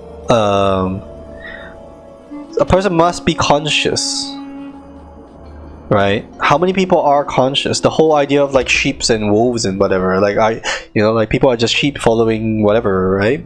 Like, how conscious are you of your own political system, of your own politics, of the decisions being made on your behalf, for your benefit or not benefit, but on your behalf by the peoples that you have given those those powers to, who should be acting in your interest but are not? At what point is there a lack of consciousness about that topic? I don't know enough about a banking system or a credit system or a credit card system. Am I then an unconscious person? Because that seems to be a very important aspect of life. Or like stocks trading, right? Credit cards, stock trading, property value, all of these aspects of human life that contribute greatly to a person's lifestyle in terms of like money as they go further in their life. How conscious are you of those things? Are you conscious of those things? Are you conscious that you are supposed to build up a credit score by having a credit card and spending money on that credit card to build the credit, and to never complete a purchase, never complete anything, or start a new one right as soon as you can? Because apparently some kind of thing where like if you're paying for a mortgage or paying I think it's mortgage for houses, and I don't know what it is for cars, but like if you're paying a loan, paying back a loan or a mortgage with your credit card, which you're supposed to do to build credit, the moment that finishes, you lose credit score because you have completed it and you're no longer paying more. Are you conscious of this? Does that make you less or more of a person? It makes you more of a person that lives in that system. Like if you are a stocks broker, a person that does stocks, or at least someone who has something to do with stocks, owns stocks, watch the stock market, participate in the stock market, then you are a person in that system. You are conscious of that system. You are now a part of that system. Whereas everyone should be, not everyone is actively a participant. Therefore, others are unconscious. Incorrect. Incorrect. Because we have defined a second ago that a frog only exists to the limit of its existence based on the system that supports its existence. A frog can only be a frog. The maximum a frog can do is still frog stuff. A maximum a human can do is still human stuff. And therefore, a person in the definition of a frog system is anything within that space, right? Like if this is frog, and anything a frog can be and do is frog, then any point in that space is defined a frog, a person in that space. Because the definition of a person is very open in this sense, because they don't ask you what a person is. What is a person? Well, if a person is someone that's existing within and participating in that system that is presented to them, then yes, everything is a person in the different concepts, different categories, different systems. Like I said with the housing market, like I'm not conscious of the housing market. I don't know the price of my neighbor's flat or my flat or a house that whatever my parents own, or I'm not that conscious of it. I know it exists. I should know about it more. But that is still within the framework of I am allowed to, as a human, be a part of this category, this aspect of a human's life, and therefore now I am considered a person that is conscious of this part. I am now a homeowner, right? So I think it's very different because a frog does not have the capacity to do so. But the capacity in question does not discount it from being a person in its system and its definition. That's my look on this. That's my perspective on this. I think that like what you define as a person is very meaningful when you describe the context and the surroundings of that existence, because if you don't do that, then anything that we have done with the racism that we have done to other people, like those are barbarians, they don't know anything, like those people are this word, that word, because they don't know how to talk with us and things like that. That's the kind of stuff that you can then now use as that is not a person, because that does not exist in our system.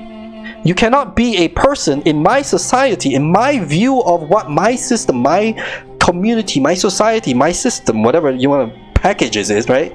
Whatever you are existing in, you cannot have a person in this system that doesn't speak this language. Therefore, you are not a person. And that is a very incorrect view of personhood, right? You should not do that, right?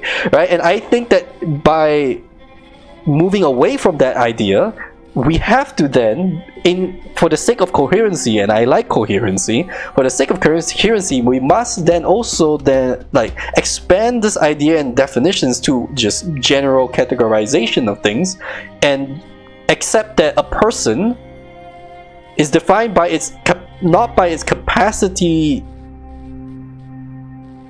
to do things, but by its existence within its capacity that it has to identify itself in. A frog will do as much differentiation as it needs to survive. I'm pretty sure a frog knows the difference between a human and a bird. Not by any specific measure of the words, human or bird, but the fact that we are big two-legged walking things, and bird is two-legged usually, but also flying thing, right? Like, it knows stuff. It can move away from things that it doesn't want. But those are capacities of a frog. And within the framework of a frog, I would say that is a person.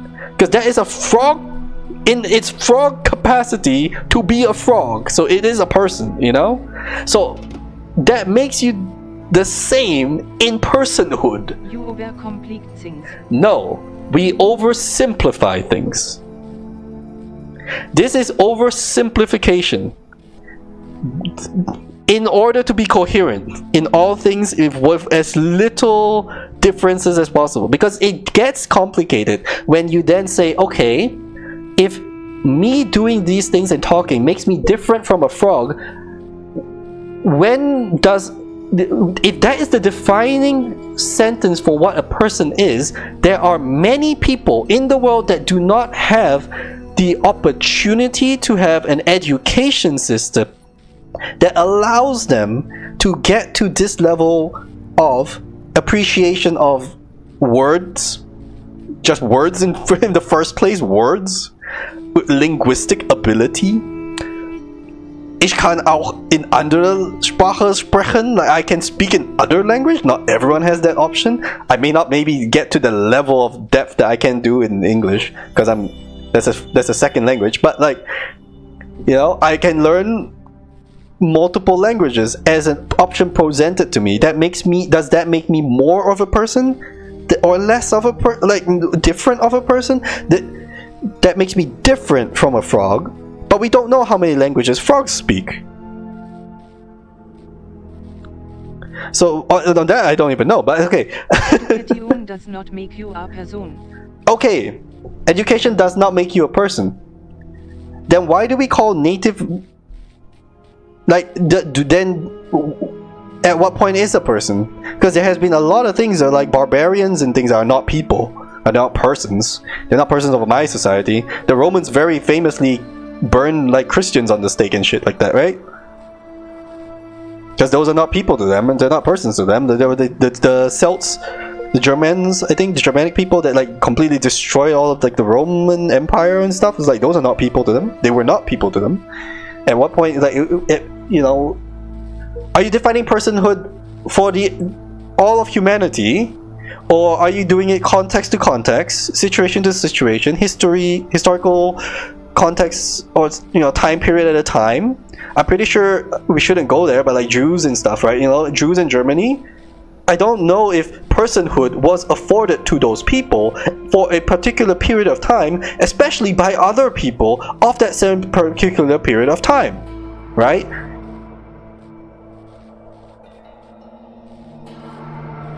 Is a person based on how people are treated? That should be the opposite way around, right? People should be treated as persons when they are persons. Next question then, like, how do you know if it's a person? Because they can speak your language. That makes a very hard cut already, right? That they can speak at all. Okay, now you're going into what's it called? Disabled people. What's it called? Ableism. You have to be able to speak to be a rational person, to be a person now, right? Okay, that's not it either. You can't define personhood based on if a person can speak or communicate. Is communication relevant? Does a person have to be able to communicate? Writing, Braille, Morse code. There are many ways you can communicate. TTS, or whatever it is that Stephen Hawking did with the funny voice thing that he. I don't even know what allowed. I don't even remember specifically how that thing worked, but like the Stephen Hawking thing on the chair, and he has a funny TTS thing that allows him to speak somewhat, right? Does that then make you a person, that you are able to communicate, right? Is that the defining factor of a person? And this is only in the context of humans, because we're not talking about just humans. Because if the only difference between me and a frog is that we are different species, then that does not make human or not human a person or a not person, right? Like it's not equivalent. Those are two different categories. Personality is rational and self-aware. Personality is rational and self-aware. Yeah, but my rats have personality. I've had dogs. Different dogs have different personalities. Personality is very obvious in a lot of animals. Like, surprisingly obviously. Like, it's super obvious. You know you have a lazy dog if you have a lazy dog. You know you have an asshole cat if you have an asshole cat. Like, it is very obvious with the personality. It does not. That's a person, dude. The cat's a person. The dog's a person. But are not self-aware. Well, how do you define self-aware? Are you self-aware? Am I self-aware? How do I know that you are self-aware? How can I know that you are self-aware? How can I define you as self-aware? How can anyone define anything as self-aware? Right? There's the mirror test, I think. There's this like mirror test thing. And we just observe behaviors that the animals do in front of a mirror, and then we call that self-awareness. Is one of the things, I think. But I don't know if that's really a self-awareness thing. It's just like, oh, you pass a mirror test, right? Many dogs and many cats do pass the mirror test. Like, it's very obviously so. I don't know if I don't remember if rats. Excuse me. I don't remember if rats have passed the mirror test, but I know dogs and cats definitely have, and gorillas do as well. Bears have. I think some deers have. Does that define self-awareness? Oh, also, apologies. Are you an English first language speaker, or should I speak slower? Because that's okay with me. Because I am doing the sort of over the top, like finding all the big science words that fit. Because it's kind of fun. Because in the context of like this conversation, this discussion, this topic, it is very fun to pull out as many like distinct and succinct and pointed words, right? Like these are very like have an accuracy and a nuance that normally you don't put. English is not my first language. Okay, what is your first language, if I may ask? And if I am speaking too quickly, because I feel like when it gets to certain topics like this, I do speak a little bit fast. If it's too fast, let me know, of course. That's what I mean. And with rational, I did try to explain earlier that I think that rational... Okay, I do not know Bulgarian. I am sorry. I'm sorry, I don't speak Bulgarian, but I do speak English. And you do too. Thank you. Thank you for speaking English. LOL. Or I'm sorry that you have to learn English. I don't know. Like that's that too. Like with rational, like it's very difficult to talk about rationality because again, rationality exists only within a framework. You have to have a context and enough of like an understanding of the circumstances, then you can have a rational judgment if something is rational or not rational, right? For example, it's probably irrational for a person to hold on to a hot piece of metal to the point of burning and hurting themselves really, really badly, right? Like touching a hot kettle or pot to a point where you are completely fucked and have to go to a hospital. That is irrational. However, Mochichi 72 es ging vor so birational und witch. Uff. Caper. I was, you know, when you typed that and I read that, I'm like, is there a way to connect the word rational with national and racist at the same time? The nation of racism, rational. So that's also only in the context of you expect and hope that these people have the ability to feel pain on their hand or whatever skin portion that it is that is touching that hot piece of metal. Not everybody does. So then again, that goes back to ableism, that goes back into diseases and stuff like that. Like that doesn't, how does that discount a person from being a person? When they are doing something that is in their context and circumstances, that is rational for them because they did not feel the pain of touching a hot kettle and reacting and moving away. That is irrational in the point of view from me, a person of a different set of circumstances. So we have defined here the level of rationality is based on circumstance, right? If you cannot feel pain in your hands and you touch a hot piece of metal, it is rational for you to not react. If you do feel pain on your hands when touching a hot piece of metal, then don't burn yourself because that would then be irrational. Unless then we go into even more circumstance. But is it rational to expect a very one Stern to be in the same Damn, that was so strongly said. Exactly. But that's where we're going with this definition of personhood and the definition of rational. Rational only makes sense in circumstance. And you cannot expect everyone to have the same circumstance. So you either expand your circumstance to accept for circumstances or you do not, right? And to push that to the limit is also to accept that a person can only exist within a framework where we accept circumstances for that person to live in, and then in those circumstances consider their actions rational or not rational. It is not rational for me to go to Japan and live and not speak Japanese yet. Right away, right? Okay, what the heck is intersectionality? That is a big word. There's a lot of letters. That would be a very hard But I am an owl. Am I featherless? Mochichi 72 have Fanta Night exploring. Wait. Intersectionality. A concept developed by Kimberley. Analytical framework for understanding how groups and individual social and political identities result in a unique combination of discrimination and privilege. Oh, that's that weird thing! I'll just give me a second to just skim it, because I think it's just a really weird thing. Why is this term feel so incorrect? Interlocking systems of power affect those who are most marginalized. Huh?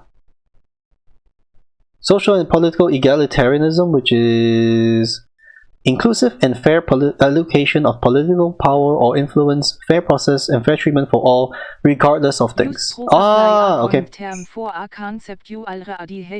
Yes. Usually the case, because I mean that's how languages work, or terminology works, really, not language. Hold on. In this framework, for instance, discrimination against black women cannot be explained as a simple combination of misogyny and racism, but as something more complicated. I don't think it's something more complicated. Hold on. I do not disagree. I do not agree. For instance, in this framework, discrimination against black women cannot be explained as a simple combination of misogyny and racism. I think it can be. I think it's misogyny, racism, and then more things. It's not a combination, it's just part of the list. I think it's not that difficult. I don't think it's that complicated. Again, there are things that are simple and there are things that are complicated. I don't think this is complicated. You just keep asking questions and it goes back to the same answers, like, right? Like, you're just gonna be like, and then it just goes down the list, and it's the list gets more and more detailed and precise. You just kind of get to a point where you bundle most of those answers anyways back into the same, like, overhead label. Like, that's what the point of the label is. Like, is that misogyny? Well, yes. You ask more questions and you just like, he's still saying yes. Like, it's not more complicated than that. Like, I don't know about that. I don't know about that one. I don't know about that part, at least. Like, I do know that like, if you look at the what's the thing called? News? News? Wow, I forgot the word news now. I wasn't looking for the word news, but basically, yeah, just looking at the news and stuff, like, I was looking for the word development, I guess, of like the BLM movement in 2020, I guess it was, and the stuff that came afterwards during COVID with like the Black against Asian violence and stuff, like, or everyone against Asian violence, right? And there was this whole thing about like, well, the Asians were stepping up for the black people, for the BLM, some of them, not all of them. There's also a lot of like racist Asian people. It has to be said, right? But that's true. Like, but there were also those that were supporting, and then everything flipped around and everyone hated Asian people, even other Asian people. Like, that's just a weird thing that happened, right? It's like, that's all intersectionality, right? How everything's all fucked.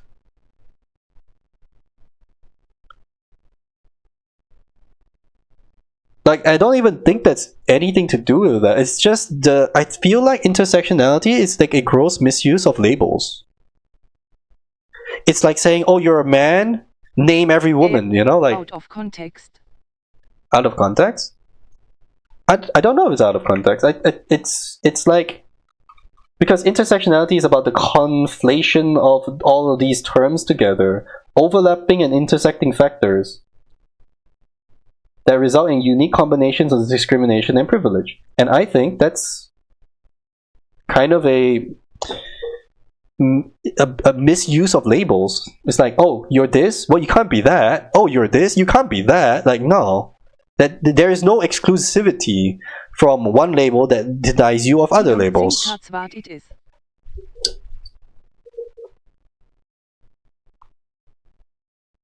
I mean, I'm just basing this off like a very quick skim of the Wikipedia main page of this, so it doesn't exactly give you a quick, like, a proper summary. Broadens the scope of first and second waves of feminism, largely focusing on the experience of women who were white, cis, and mid-class. Okay. Including the different experiences of women of color, poor women, immigrant movement, and other groups, and aims to separate itself from white feminism by acknowledging women's differing experiences and identities. Intersectionality rose in reaction to both white feminism and then male-dominated black liberation. Interlocking oppressions of racism, sexism, and heteronormativity. The term was coined describing how interlocking systems of power affect those who are most marginalized in society. Okay, so it's about systems of power and not about people? It's a framework opposing analytical systems that treat each axis of oppression in isolation. So it is simply saying, so it is simply saying you cannot look at this in the frame of one lens. Like, you cannot use one lens on this. You have to use multiple lenses to answer things, right? That treat each axis of oppression in isolation. I still think it is I still think it's just a use of labels that is in like, for lack of a better term, appealing to the lowest denominator, which is not a bad way of doing this because this is important to reach as many people as possible. But I feel like it is a use of labels, or I guess it's what it is. Is saying that you need to do the opposite, basically, right? But I think you can. I don't think you need to. I don't think that this is so important. For example, like they're saying about like black women discrimination against black women cannot be explained as a simple combination of misogyny and racism. However, there is definitely a lot of value to look at the racism or discrimination that black women face, first in the lens of misogyny and then in the lens of racism. Someone like me complains about misogyny and acts like I have the worst life possible, but then someone comes up, I have to deal with that and other things. This is the most common use. Remember, not exclusive. Yes, I know. So, like I get, okay, I don't know where I'm standing on this because I understand. Like I feel like I'm like yes, yes, yes, yes, yes, and then like I still disagree. Like I don't understand here right now. Like I get it, I think, or there's something I don't get. But like I get it, I think, but I think I just disagree because that's. Because I think it's nice to say to people, and I think it's nice for people, right, that have problems stemming from all directions of their life because they are under so many umbrellas. I don't agree Okay, with yeah. a lot of how the system viewpoint gets used to BTW. Cool. It is more of an FYE. Cool. Okay, so I did understand it and then immediately flipped it and then thought it was the opposite thing because I think I'm understanding it now a bit more because I think the first response I had was like the opposite. Anyways, so yeah, it is about how you have to look at it in multiple like lenses at the same time because a lot of people live through life with a lot of problems from being in a group, in different label groups that have a lot of problems, right? Like being gay, black, and a woman, that's 3 big umbrellas that's screwing you over, right? And then if you live in any one specific area, and then if you are this age group, like TikTok group of young people, okay, that's completely fucked as well, right? You know, or you're a millennial who didn't get in on the .com boom, so you are very bad with technology, okay, then it's just more and more umbrellas like for you to suffer under. However, I don't think that's the best way to look at most problems like this. Like, I don't know. Okay, so so this is a system analysis tool, is what it says, right? Analytical framework for understanding groups and individual social and political identities result in unique combination of discrimination and privilege. So it is just very bad. It is just how many umbrellas do you want to have right now, and how that affects your life differently from people with different numbers of umbrellas. Exactly. It's like, well, I got this many umbrellas. How many do you got? Well, I got more umbrellas, right? Like, because you're terming yourself under an umbrella term, right? But like, yeah, just hold as many umbrellas as you can figure out, and you're just like, well, look at how many umbrellas I have. I think that's bad, of course. I don't think that's a useful way to look at a system. Like a system, which is the society that people are living in. We'll get back to the topic with the game, with the rationality and the personhood. But let's go back to mute because sorry, LOL. No, it's fine. It links back. So it's all about it being and people existing and being in a system and how much the system sucks, right? Like this intersectionality is how much a system sucks for a specific different groups of people. LOL. Oh, I already did say that, yes. But if you're asking Mochichi, you have to answer this now. Are frogs people? It's another umbrella you could have, you know. Now we're talking about gay, black, women who are frogs. So, yeah, because it's a system. We're looking at a system and how it's failing to meet the needs and not even just failing to meet the needs, but actually actively working against certain groups of people. Okay, so we're looking at a system that is actively harming groups of people. These groups of people come from these or have characterized themselves or are easily characterized by similar groups of words, right? Like you can describe them in a similar way. They do a lot of things that are similar. They come from similar backgrounds, etc. Different sets of those people are all being affected in varying degrees of varying ways by your system. I don't know if this is an important aspect of analyzing the system, because it's just, I feel like, a regular way that you analyze a system, right? For example, for example, if you're talking about buses in a city, right? You have buses in a city. That's a system for transporting people. You want to change the price of the bus system. Who's it going to affect? Everybody. Or at least everybody on that line that you're trying to affect.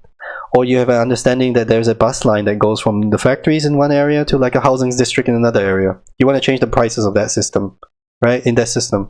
Who is it going to affect? Everybody on one side of this equation, everybody on the other side of this equation. Like, both sides of these groups of people are going to be affected by this change that you want to make to the system. Part of the analysis of the system is about the change that it does, right? So, does it help that you are now going to figure out that these groups of people that you're affecting are coming from different blah and blah and blah and blah? Like, not really. Right? Unless you're trying to do... Okay, here's another one about like disability. Okay, do the buses in your city have the ramp for wheelchair users? Why or why not? Right? If yes, great. If no, what is the cost of including them? Right? That's all. That's capitalism point of view on like how much does it cost. But it's not. It doesn't. It, to me, it's not relevant to the question of how much you're paying to a bus or how much the bus affects your life, or do we need more buses, right? It's there are certain, like, what's it called, wage group, wait, what's it, economic earning groups, right? Like how much you earn and stuff and where you live and stuff, right? And safety of your neighborhood and things. Like bus stops are not safe in certain places, but they are safer in other places, stuff like that. I don't know how much that, like, if you look at it from that system level, the buses are not serving those people because the bus stops are not safe. Is it who's at fault? Where are you trying to target? Well, what are you targeting? You don't know. Like, is this a majority black person or Mexican person neighborhood or whatever, right? America. Is there a large amount of crime in this neighborhood? Does that have anything to do with your bus? Does it have to do with the people that live there? How do you even figure that out? Right? How does that have to do with intersectionality?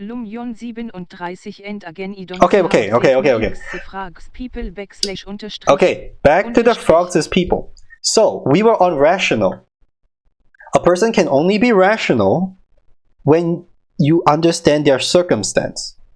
If I hit a dog, don't hit dogs. If I hit a dog and the dog runs away, that is rational for the dog, because I don't know that dog.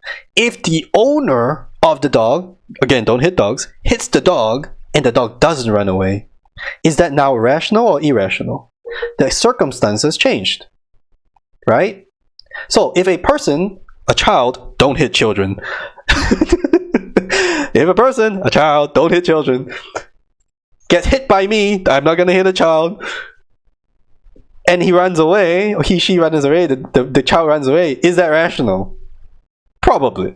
If the child gets hit by their parent, don't hit children, and doesn't run away because the circumstances have changed, because it is no longer a stranger hitting them, but it's their parent, is that rational for them to stay or run away?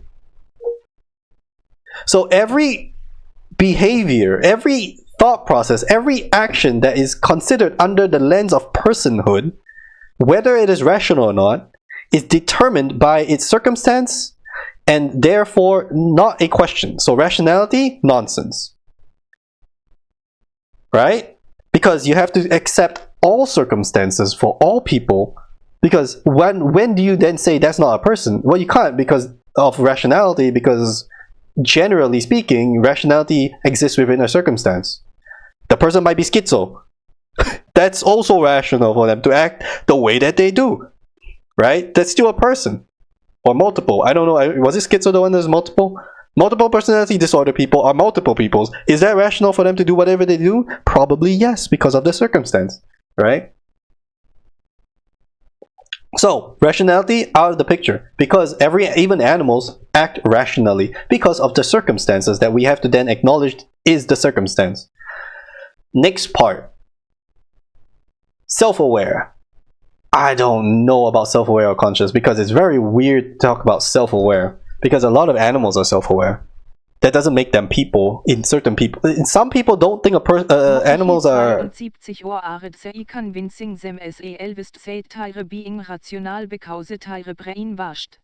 There's also that. I don't know if you missed it, but anyways, I was talking about how a person will make irrational actions because of their inability to accept certain things. For example, it's very obvious and very simple. It's like, are you a good person? A rational answer is to say yes, but a rational answer is also to say no. Am I a good person? I think so. Have I always been a good person? Probably not. Am I trying to be a good person? Most of the time. If I do an action and that's okay, right? That's rational to think so. However, there are a lot of people who, if you ask them, hey, is eating animals good or a bad thing? Like, is killing animals something good? No. Some people would say no, I would not kill an animal. If I could choose not to kill an animal, I would not kill an animal. You eat meat. Did you think about that? Like, no, I can't be a bad person. Therefore, eating animals is not a bad thing. Even though I can't kill animals, because that's also a bad thing. Right? So some people are unable to allow themselves to feel like they are no longer a good person. Because they are not emotionally mature, because they are not able to process it, because whatever reason. But that is their circumstance.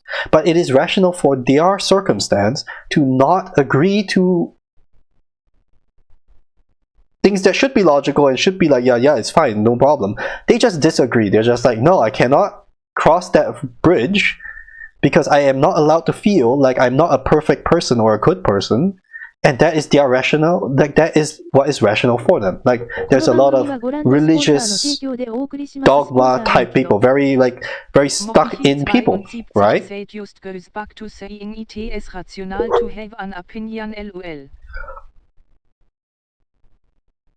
I mean, yeah, and opinions can be wrong, right? Like objectively wrong even. And even knowing it's objectively wrong, having that and holding that opinion. Like, people just exist like that. Because it is in their best interest. So, again, rational. Is it in the best interest of those people to continue that? Yeah. Of course it is.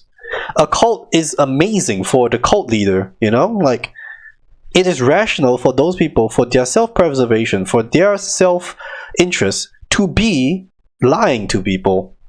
To be deceiving to people. To hold opinions that are objectively false. It is rational in those circumstances and those goals and interests, right? So rational is a terrible way to describe personhood or to qualify personhood. Therefore, frogs are people, because when you give the circumstances to a frog, right? When we're considering the circumstances of frogs, in the same way I consider circumstances of people. It is about the capacity and the system that person exists within. The definition of a person in a human society is a different thing than a person in a frog society, as an individual that lives within that system and or society, right?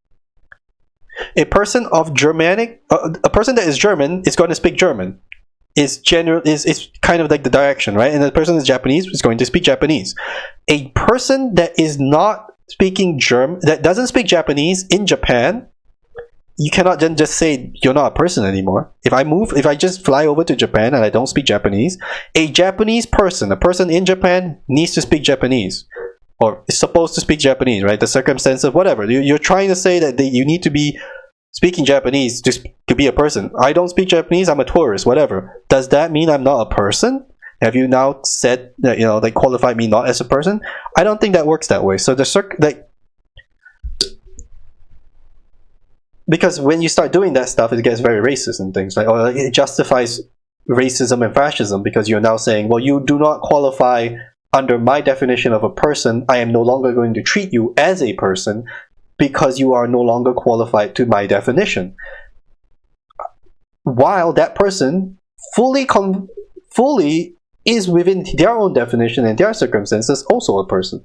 So a German person who speaks German in Germany is going to be a German person. A Japanese person who speaks Japanese in Japan is a Japanese person. A German person visiting Japan doesn't lose personness, doesn't lose qualification of being a person just because they're now in Japan and don't speak Japanese, you know? So the capacity and the description and the circumstance of the person is very important. So therefore, when you qualify a frog, when you qualify other species and existences, you qualify them based on their circumstance. Are they a actively or capable member of their circumstance? Are they doing things in their circumstance that make sense to them and stuff? Yeah, I think so. I think a frog is going to be doing frog things. I think a frog is going to find a bug and eat it. That's a frog doing a frog thing, rationally, you know? I think that's fine. I think that makes it as much of a frog in frogdom as a person in persondom. And I think that makes it equal. Why are we not talking biologically when trying to figure out if a frog is a person or not? Because the question is not about biology. Because they are asking, it's not my fault. They are framing this question, not me. I'm framing the answer based on their question. So their question is, what I like to put to you is that the important difference between you and a frog is that you are rational, you are self-aware. That is what makes a person, right? The first thing they ask, by the way, is what is the important person? Very, very important, like the language. What is the important difference between a pebble and a tree? Yeah? And then I answered that, but then they asked the frog question. And the way they ask the frog question is, what is the relevant difference between a frog and a person? Oh, easy. So it's not my fault your question was bad, because the important difference between a tree and a pebble, by my definition of my answer to your question, what is the important difference, is that a tree is alive. Only because we are talking about the ability of a pebble and a tree, and the difference between those two, on how they are able to affect their surroundings. Because both do it passively.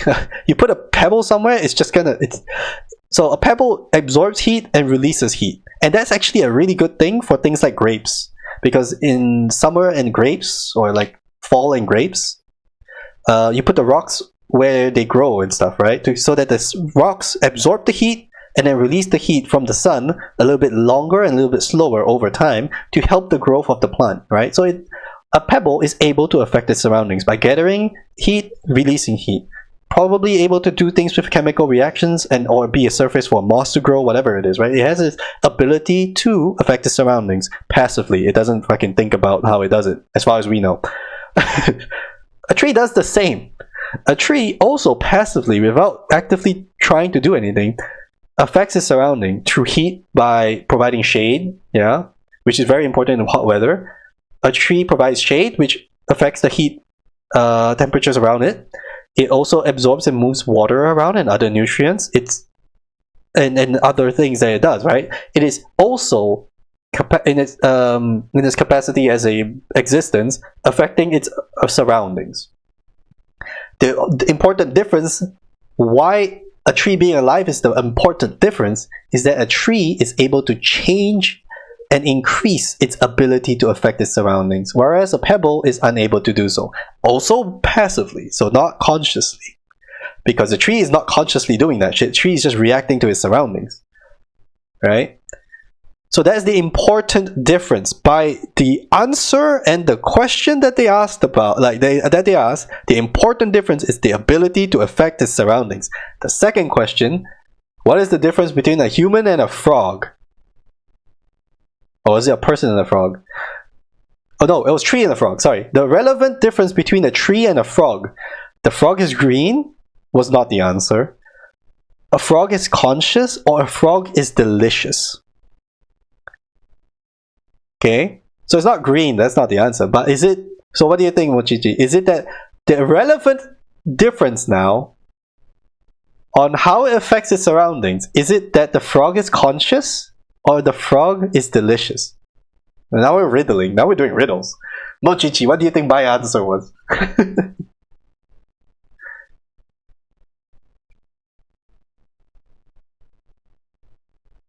Quickly put a poll up, /poll. I mean, idiot frag is conscious. Yes, but is that the relevant difference?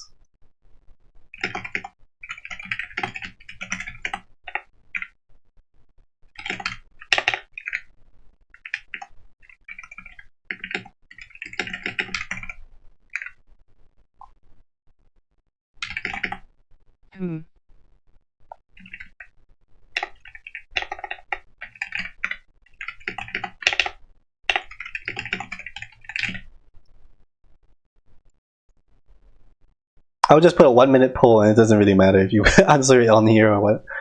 But there you go, there's a poll.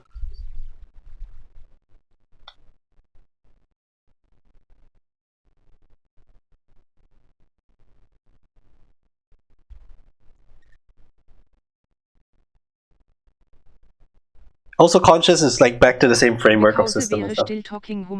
No. This one is tree frog. Tree and a frog. So the important difference between a pebble and a tree was that the tree is alive because it can keep changing the amount of effect it has on its surroundings. Yeah, now it's between a tree and a frog. The relevant difference. So remember, relevant difference. So it's back to the same answer of what is the important difference.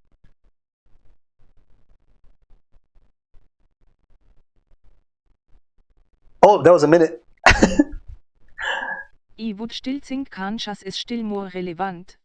Okay, and that's where you are wrong. So, in the context of consciousness of a frog and its ability to affect its surroundings.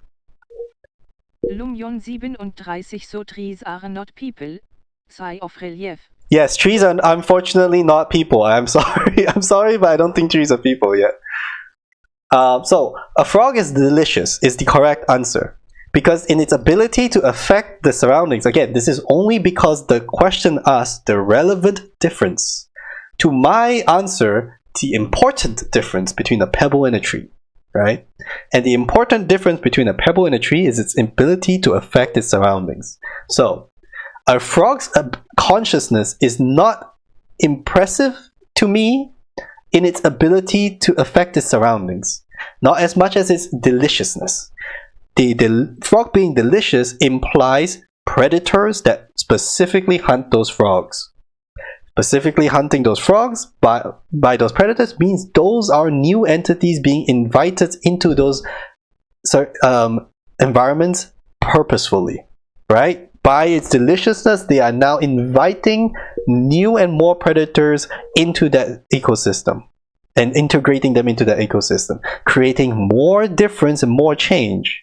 The frog being conscious, you have to then also argue that a frog can only make decisions and be conscious of its surroundings and act within it as a frog. Like, it is conscious, it is still a frog. It can still only do so many things and react so many ways. At the end of the day, you can probably accurately describe. You need to be conscious to have the food chain in the first place. Not part of the question.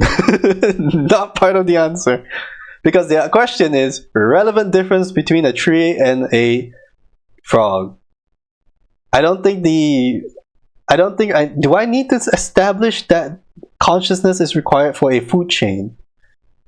Because it is implied when you say frog is delicious. Frog is delicious implies that there are beings able to eat it and find it delicious, and then therefore react to that information in a way that I am describing is positive to the environment around the frog.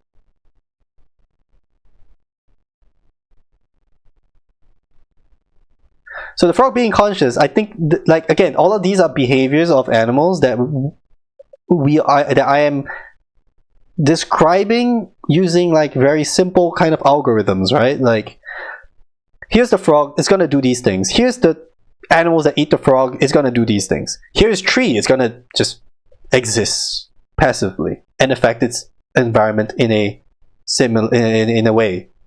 Frog consciousness is gonna affect the environment in a way, but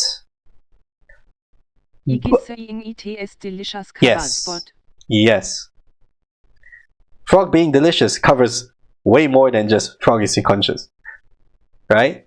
So that's where we are. And then now they ask about frogs and humans, frogs and people, because they're so disappointed in my answer. So what I'd like to put to you is that the important now they've completely started a new thing. Important difference between you and a frog is that you are rational, you are self-aware.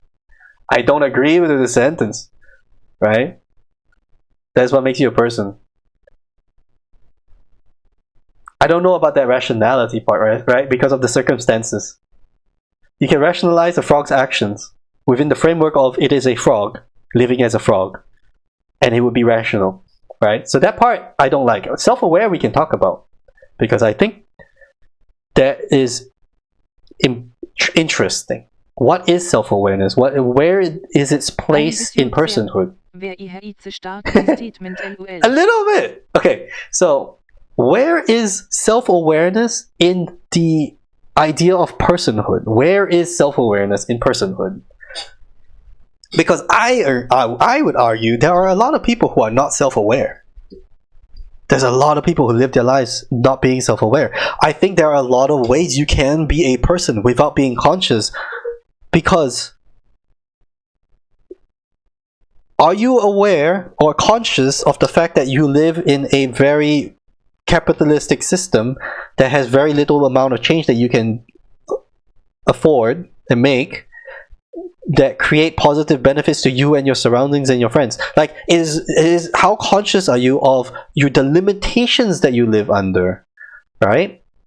I don't think I'm aware of every limitations that I live under as a person.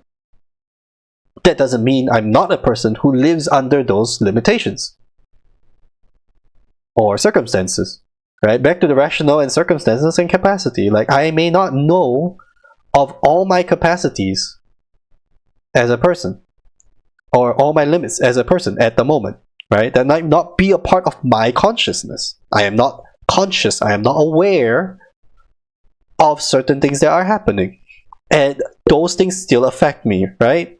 And those things are still part of the system and society and circumstance I agree to / I identify with / I am living under / should and does inform my rational or irrational judgment / like the rational judgment of my behavior and actions come under the lens of a circumstance that I am not fully conscious of, but I still am, like, under those judgments, right? So is what does conscious mean? Are you awake as a person in the, are you a sheep? Where are you asking this question about? Like, how much relevance does this have? And how much does that take away from personhood? Right? So let's think about kingdoms and how that worked in the old days. If you were not conscious of your king, does that make you not a person of that kingdom? Right? I think you still are a person of that kingdom, because you're probably having to pay tax and shit. Right? In the old days, where people just farmers and soldiers and small business owners, and everyone pays a huge tax.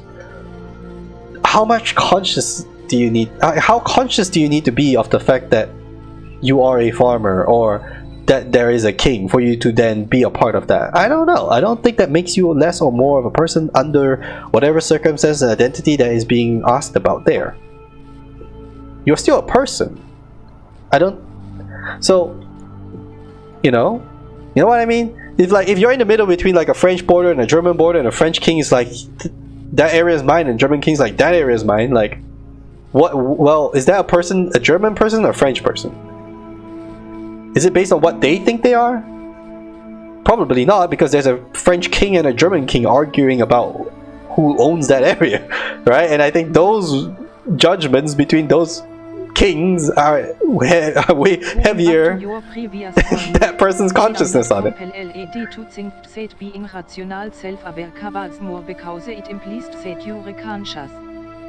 Compels. I am not compelled to think. I am now compelled to think that being self-aware and rational covers more because it implies that you're conscious. Okay, first of all, wait, hold on. Going back to your question, I talk about the thing that being rational covers more because it implies that you're conscious. Possibly, because I am unclear at the moment of what we should consider as conscious. Because conscious also implies aware, maybe not of yourself, but conscious of things around you. I think the opposite. I think conscious is more powerful than self-aware and rational. Because look away from people and look at animals. Certain animals may not be self-aware, but they are very conscious of their environment, you know? They're very conscious of the circumstances around them. A fly knows how to fucking get away from my hands, and I don't think that thing's self-aware. Right? Like, it has a lot of ability, being a conscious existence that doesn't need rational or self-aware in its thinking. Self-aware of your surroundings? No. No, self-aware of your being, I think. Because that's awareness of your surroundings. I don't think this word self comes in with awareness of your surroundings or your circumstances. I think conscious comes into use more so than self-aware in that sense. Because self-aware is knowing that you exist as a existence, that you have an existence. I think that's more self-aware. And conscious is the ability to have a thinking thoughts and responses. Because if you're unconscious, you're knocked out. So the opposite of knocked out, you know? And all of this comes back to, for me, like this trifecta, or rather this consciousness and this framework of circumstances. I think so too, but I think that because we are talking about existence. Here. So all of this is one thing, and then we have to actually have this part, which is a question answer part. What I suggest we do to help resolve your problem is ask whether you are in fact those things. Are you aware of yourself? See, this is why self-aware in their implication is, are you aware of yourself? And can you rationalize your existence? Right? So I think a person must be conscious is a good part. Because you could lobotomize people, and I don't know if that still is a person. Yeah, but I argue the opposite. Because rationality is meaningless. Rationality is meaningless in the face of circumstance. Because as we said earlier, you can justify rationality through the understanding of circumstance. Right? Self-aware I'm still working on, but that's why I moved on to conscious for the moment. And I think conscious is more about just the ability to act and react. Right? Therefore a tree is not conscious. A pebble is not conscious, but a frog is conscious. Because it is acting and reacting to its surroundings. That does not therefore make it self-aware, but it does make it rational based on the circumstances, right? And that's where I have this issue of what does it mean and how important is self-awareness to a person. Because I think conscious is more important than self-aware when you're talking about people. Or does it? We're working on this right now. And that's important. That's why I was talking about the that's where I was trying to get to slowly while I'm exploring what it means to be conscious, and in every context where you could use the word conscious, and in every framework and context that we're giving to people, that what does it mean to be conscious of those things? And does that then make you a person or not a person? It's also then important to ask. So, like your question here, how will you be aware of yourself or rationalize anything if you're not conscious? And then the next question is, how does either answer to this question qualify personhood? Right? So even if you are conscious, does that start to help you with being a person or not? And I kind of want to ask, like, when do you think a baby is a person? Like, it's not really an abortion thing, right? Like, abortion is like, when is a life, blah, it's not really that important with our topic. It is important, but not in our topic. But when is a person a person? When is consciousness a thing? When do people have their first thoughts, you know? Like, what is the earliest a person can remember in their life and stuff like that? Is that consciousness? Is that self-awareness? Or is that really just consciousness? Because I don't think a young child who is conscious is self-aware. I don't know that yet. Or does self-aware come first? I don't know. Right? Or is it just the same thing? I don't like the question. I don't like that part of the question. Maybe it's the same thing. We could also just move on as both of them are the same thing. Self-aware and conscious being more or less the same thing.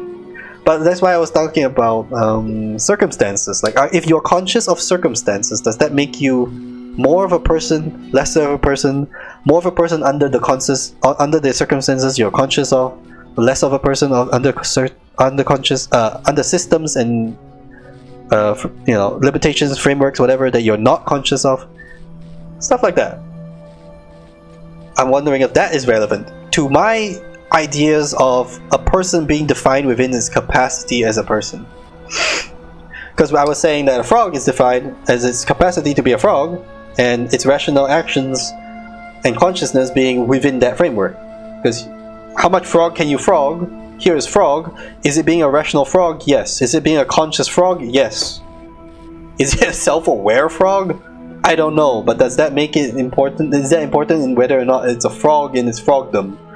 As much of the same is a person in its persondom. Because I also think there's a lot of people who are not self-aware. If you ask them why they do things, they don't have an answer. I don't think that's self-aware, right? Like, why do you find this as an important part of your life? Why does a frog think that it should be in the shadow? It might not think that, but it is doing that. And it is because it's, preserving heat or staying away from heat or whatever it is, like keeping itself safe. Whatever it is, being in the shadow helps the frog. That's a rational thing for the frog to do. The frog has consciously reacted to its surroundings and has made that decision to do so and has acted on it. Does that make it self-aware, and does that make it any less of a person? So this is where I'm trying to bridge the gap between frog and person, or frog and person, not frog and human, right? But frog and human person. And I did not like the word rationalize your existence, but we'll see about that in a second. Yeah, I don't know how much self-awareness is required in personhood.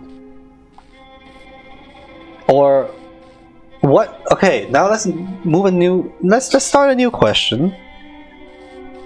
Is a person defined by what it does?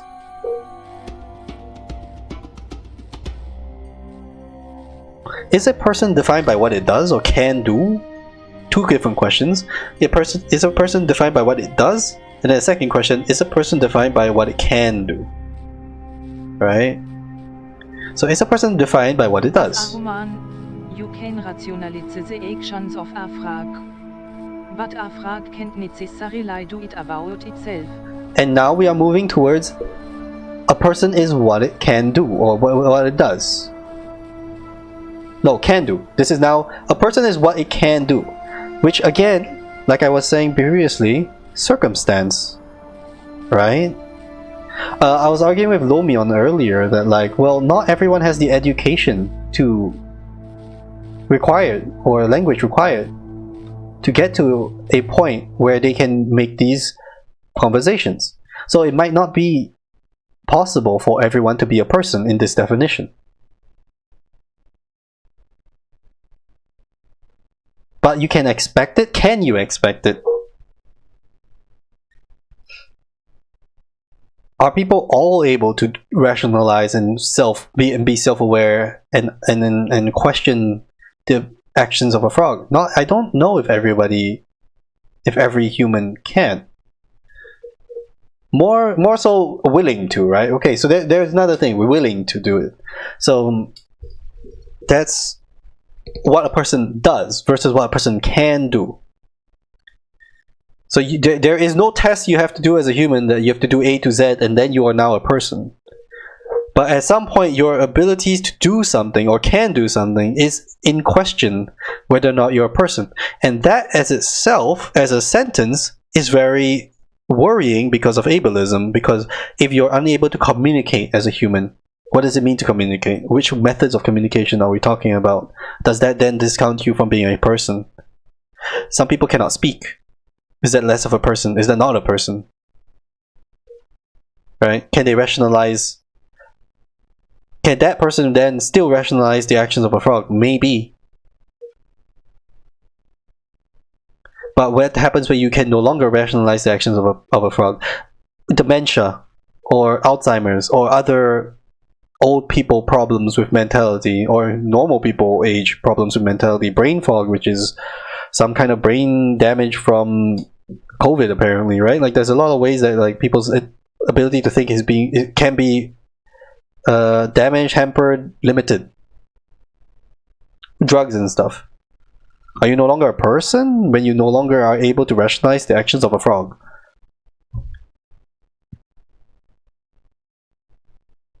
Right? What if you have never been given the educational tools to question your surroundings? What if you lived so many years in your life accepting things? What if you are a slave with zero education, where everything you do your entire life has been you conditioned to ask for an answer from someone that isn't you, to never produce an answer? Does that make you not a person? Does that make you not a human? You're probably still a human, but that doesn't make you a person. Are you conscious about your own thoughts and your abilities and your limitations and capacities as a person? Are you existing within a capacity of a person, within a framework where you can describe your actions as a capacity, and therefore that capacity, is there a limit to that capacity that we can then say, oh, that is no longer a person because that is being shrunk down by your circumstances? Are there circumstances where you have to define where they can no longer consider the people under those circumstances as persons? Should there be any? Will there be any? Because it does go into, like, voluntary euthanasia and, like, old age problems and, like, aging population problems where, well, at some point this person is no longer a person. I'm not considering human rights at all, by the way.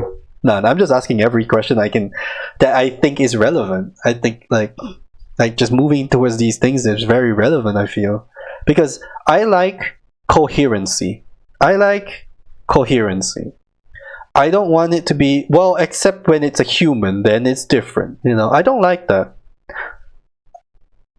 Because also, like, when you say, like, well, if the person can do this and another person cannot do this, then good. I like that. Whether you have a choice or not doesn't make you any less of a person. I agree. Right? There are people who are put under circumstances. That doesn't make you less of a person. That's good.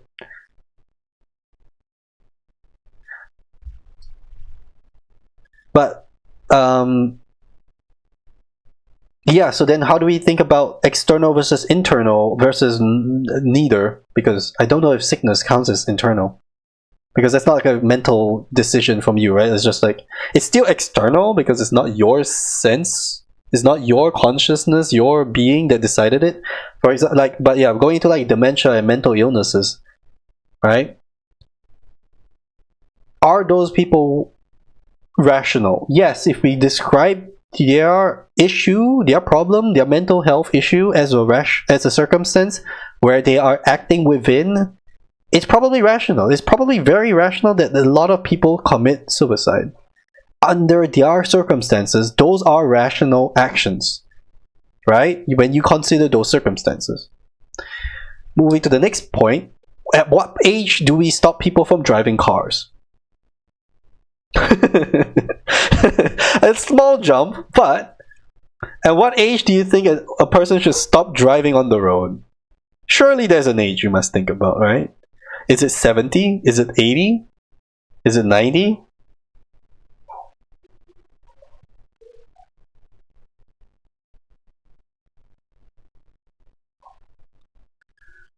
Because at some point, 72 Mühensachisnahme about HLUL. okay, but there is a point, there is like a thing, whereas you are at least able enough to drive a car versus you are no longer or not able to drive a car, right? Like there is a kind of like border, right, where we are discussing, right? There is a kind of line in the sand where if you are good enough to drive, you are no longer good enough to drive, or not good enough to drive. We have that. It's called a driving exam. And the being react fast enough. Sometimes happens at Yes. 50. Sometimes it happens at 70, not Yes. about age. Exactly. So there is a circumstance, where people are no longer able to have the they should not do that anymore. I'm relating this because at some point a person is no longer a person because they are no longer able to do the things that if we are describing personhood as an ability to do something, right? As can you do something? There will be a point in person's life where they no longer are able to. And are we okay with then drawing that line and saying, yes, we are okay with saying this, that when you are no longer or are unable to do this ability, can no longer do this, you are not a person. Because that is where this kind of is going. When you say, as a human, you can rationalize the actions of a frog, but a frog can't do it. That implies there is abilities and or descriptions of actions that describe a person, because you have to be able to do that as a person, or be able to do that as a person, and up to some point, and then after that, when you can no longer do that, you're no longer a person.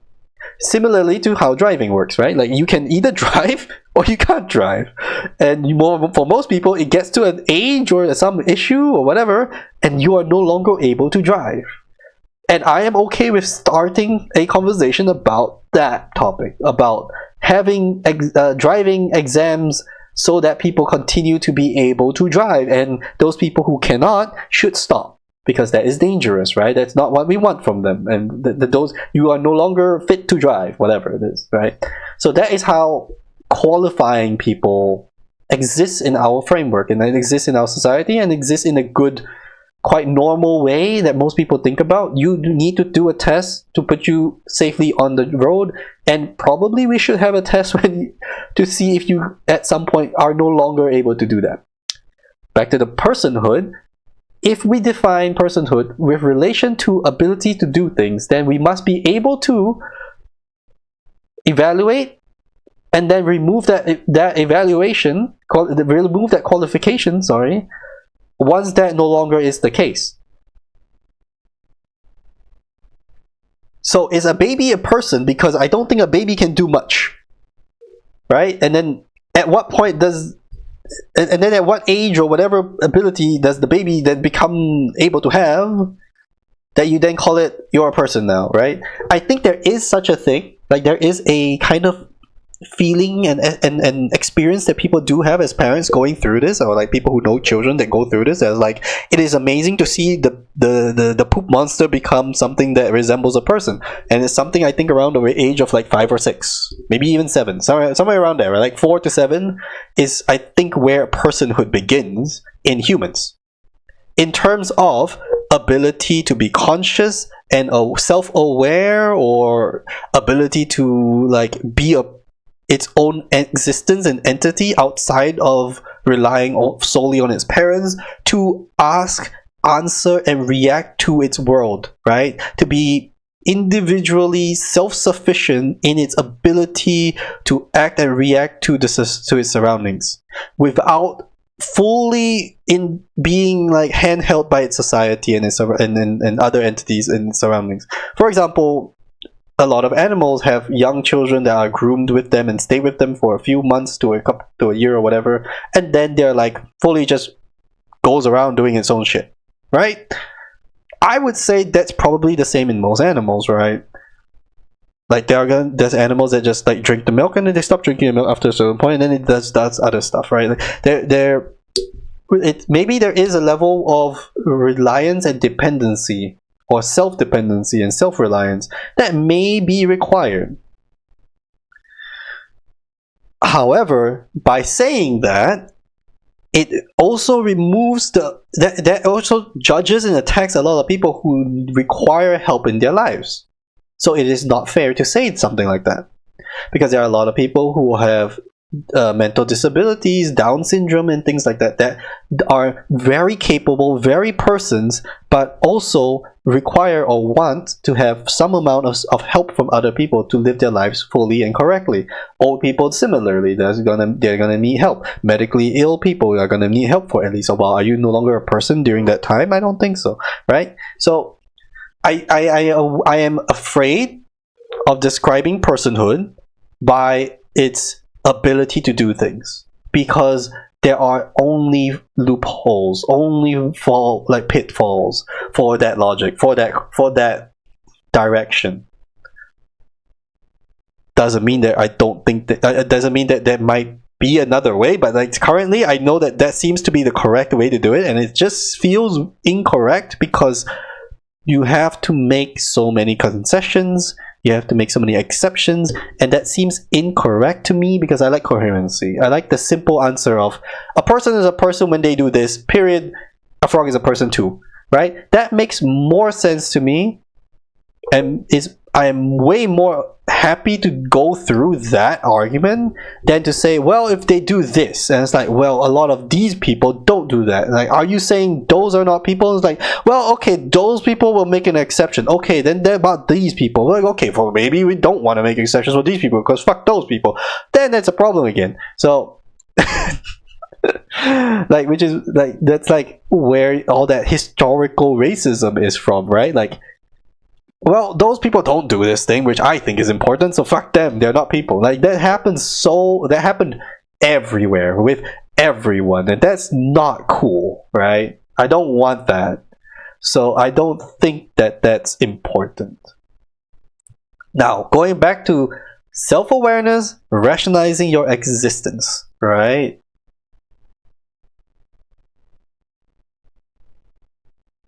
Is that personhood? I don't like that, because I think what defines a person? What is a person? What is a person? What's a human person? What's a frog person? What's a person? Because okay, I'm from engineering, and the topic I hated the most, but still find insane and magic, is thermal fluids. Because that's thermal stuff, like heat and stuff. I forget what it's called. Thermodynamics as well as fluid dynamics. So just both.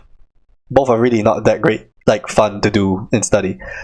The description of what is a fluid in engineering science, and I think in fluid dynamics as a whole. Do you know what the definition of a fluid is? The definition of what is a fluid for an entire science of fluid dynamics. A fluid is something with fluid-like behavior. That is the engineering definition of what a fluid is.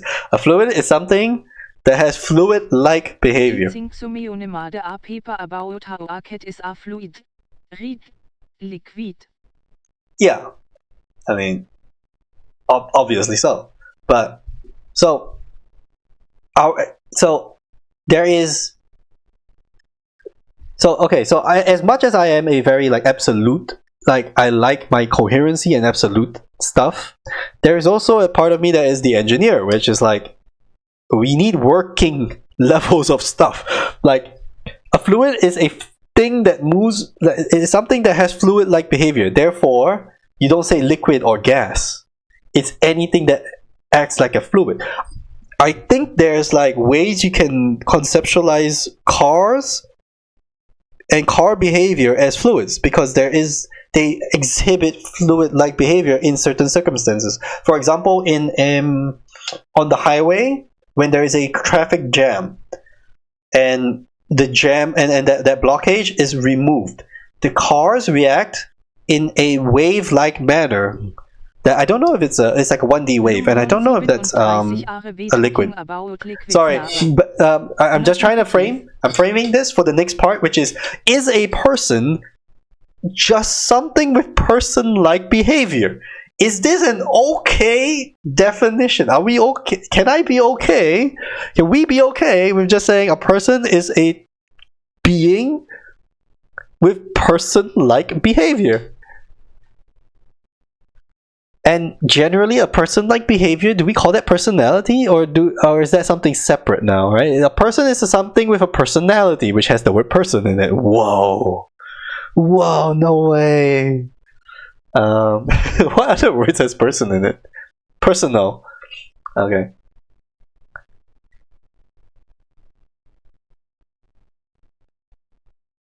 So yeah, I don't know, because is that all we need? Can we just say a person is a person, something with person-like behavior?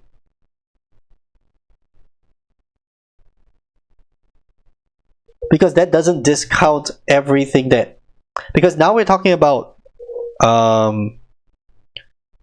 different kind of logic, right? Where it's not and or it's not if statement anymore. It's not like if you can do this, you are human. It's an or statement. Or a set of or statements. Well, you can do this or this or this or this or this or this. Any of these things that look like a human behavior, you're probably a human. You're probably a person. You're a person if you have any of this. And I think that's more healthy for a definition of personhood than the other way around. To say that you are only a person when you are able to do things. Blah blah blah. It's like, well, if you are able to do any of these things, you are a person. I think that's healthy. I think that's correct. I think I am happy with this conclusion that a person is a being with person-like behavior. Thanks, engineering. You have helped me so much in my life. Wow.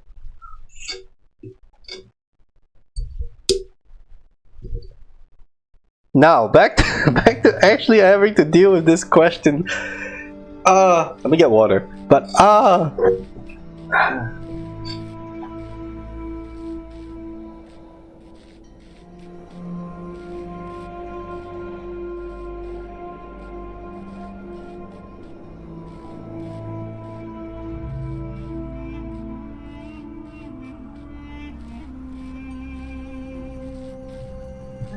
so the question, is a frog a person? Does a frog display person-like behavior? Does a frog display person-like behavior? And what is a person-like behavior for a frog? New question, right? Like, come on! I mean, this is the third. This is the third of the. This is the third of the 3 text options on this thing. Wait, but I want to talk about the frog being a person. Okay, let's do this, and then we can talk about the frog being a person as we walk around, because I think that's fine. All right, what I suggest we do to help resolve your problem is ask you whether you are in fact those things. Are you aware of yourself? Can you rationalize? See, are you rational? No. Okay, are you aware of yourself? Can you rationalize your existence? So, am I aware of myself? Do I say yes? Am I conceited? Am I arrogant enough to say yes? Yes, I am aware of myself. Yes, of course I am aware of myself. Who do you think I am? Have you not heard of me? I am me. I think, therefore I am. Can you rationalize your existence? I mean, yes, right?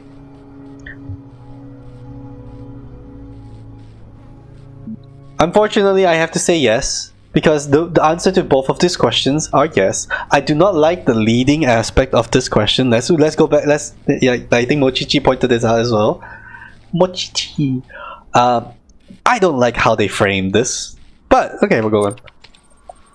I tend to agree with. Oh, there's more. Oh God, there's more. Okay.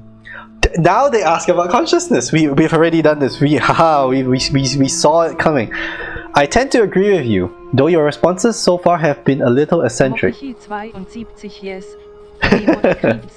I am resigned to admit that you are right. We are right. We are right, guys. The matter of whether or not you are conscious seems rather more elusive. See, okay, I knew it. The consciousness part is important and different. What is consciousness? Okay, what is consciousness in your opinion? Opinion, guys, can be wrong. Consciousness is what separates us from animals. No, animals are conscious too. Next, consciousness is the feelings and senses. Possibly true, because that includes animals. Consciousness is what it is like to be me. I am not that arrogant. Consciousness is far outside my area of expertise. That is the best answer. Actually, the best answer. In my opinion, consciousness is far outside my area of expertise. In fact, it is so far outside of my area of expertise, and if you have to ask what my area of expertise is, I would not be able to answer you because of my lack of consciousness over that. Okay, so I think consciousness is the feelings and senses is a very nice answer because it does fit how I view the word consciousness. Because to have the feelings and senses about things is a conscious.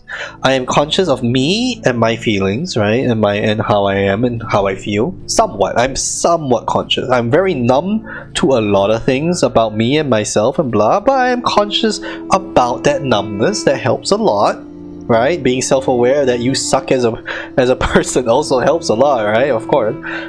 But yeah, I think it is the consciousness is the feelings and senses, because the senses include being able to react to things,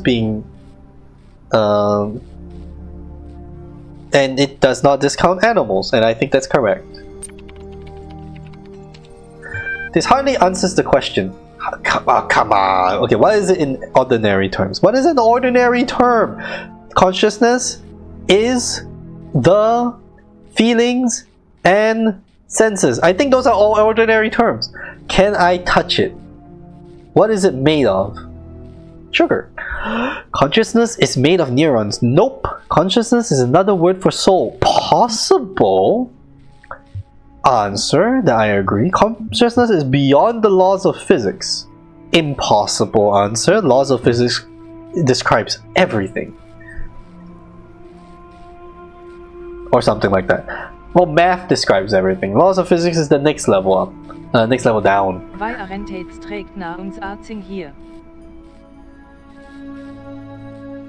What's an abstract noun? Oh, as in like feelings and senses is not. It's an are abstract nouns. Yes, okay. Actually, all of them are abstract nouns. Okay, consciousness is a complex functional system. I like both of these. These are good answers. Whoever wrote these had a brain. Yeah. Whoever wrote this used their consciousness. Consciousness is another word for the soul. I think that is cool. Literary device things, relatability things for people. I think it conceptualizes people and helps people with the idea of their mental health and their and other people's existences, and wishing well on other people, because for some people it's not possible to say it's the thing you walk on. It's in your shoe. I think the idea of a soul helps some people to have empathy because they empathize. So it's like, oh, bless your soul, right? Like, but they don't say, they don't care about you as a person, right? Even though you are a person with a consciousness, with a living life experience and everything, they don't think of you as anything. They only treat you as a soul to bless, as another entity that exists outside of themselves, and that helps some people, and it's very detrimental to processing the rest of everything else. So I think the best answer is consciousness is a complex functional system, because I think that's the most accurate description of consciousness that I can agree to at the moment, besides saying we don't know, because we don't know what consciousness is. Because the ability to be conscious and self-aware, we also don't understand. It's evolution or development or its place in the world. We don't know what that is. Or like at what point does at what point of layering, like at what level of, you know, how many layers do you need to get to, okay, we're done here. No, there's 3 more. What? Okay, I lied. I mean, I didn't lie. I've been blindsided. We did have 3 texts, and this was the 3rd one, and now we have 3 more. Okay. Interesting thinking. You know, I really feel like we're making progress. We're making progress. We'll have you through that certification program in no time. We're gonna get a certification! In the meantime, I will mull over your proposal and notify you if I come to any conclusions. Terminating support session done. Resuming library archive session done. Searching for locally cached resources. Oh wait, no, we had the 3 things from the previous one. This one is a new one with none of them open yet. Yeah, okay. Alright, mutation. The role of mutation in evolution is particularly fascinating. Mutation is essentially an error in the organism's central database. No, that's incorrect. A variable gets changed, a piece of information is accidentally doubled or combined with another. Most of the time, the result is the equivalent of a bug, causing anything from minor problems to complete system shutdown, death. But sometimes the new information is functional, giving the organism an advantage against the challenges it faces, in which case it has a much higher chance of being passed to the next generation. Yes. Therefore, it is not an error. I guess this is in the lens of a computer programming that mutation is an error. However, randomization is part of the code, and therefore the mutation is not an error, right? If you consider how unlikely a beneficial mutation, and it's not even necessarily part of the code. Code is just like part of the circumstances around the code as well, like sun ray, whatever, 1 photon hits off another DNA thing, whatever, right? Like crazy stuff with full-on randoms. Okay, if you consider how unlikely a beneficial mutation is and how long it takes for such a mutation to propagate, this process can give you an amazing insight into just how vast the genetic history of each living organism. Alright, hold on. So this one was called mutation. Well, the number is 6452 046524 F 4D 204 5525 24 F52.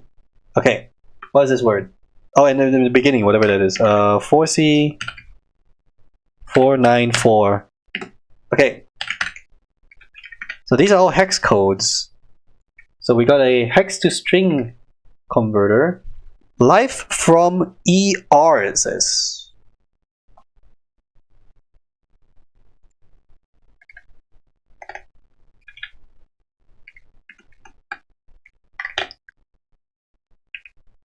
What is ER?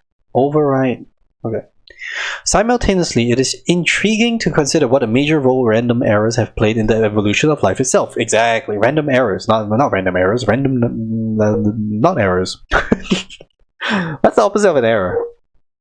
Functions? The same process that has killed so many of us, often in horrific ways, is also responsible for our very existence. Aww. Yeah, fuck cancer, right? Open capacity.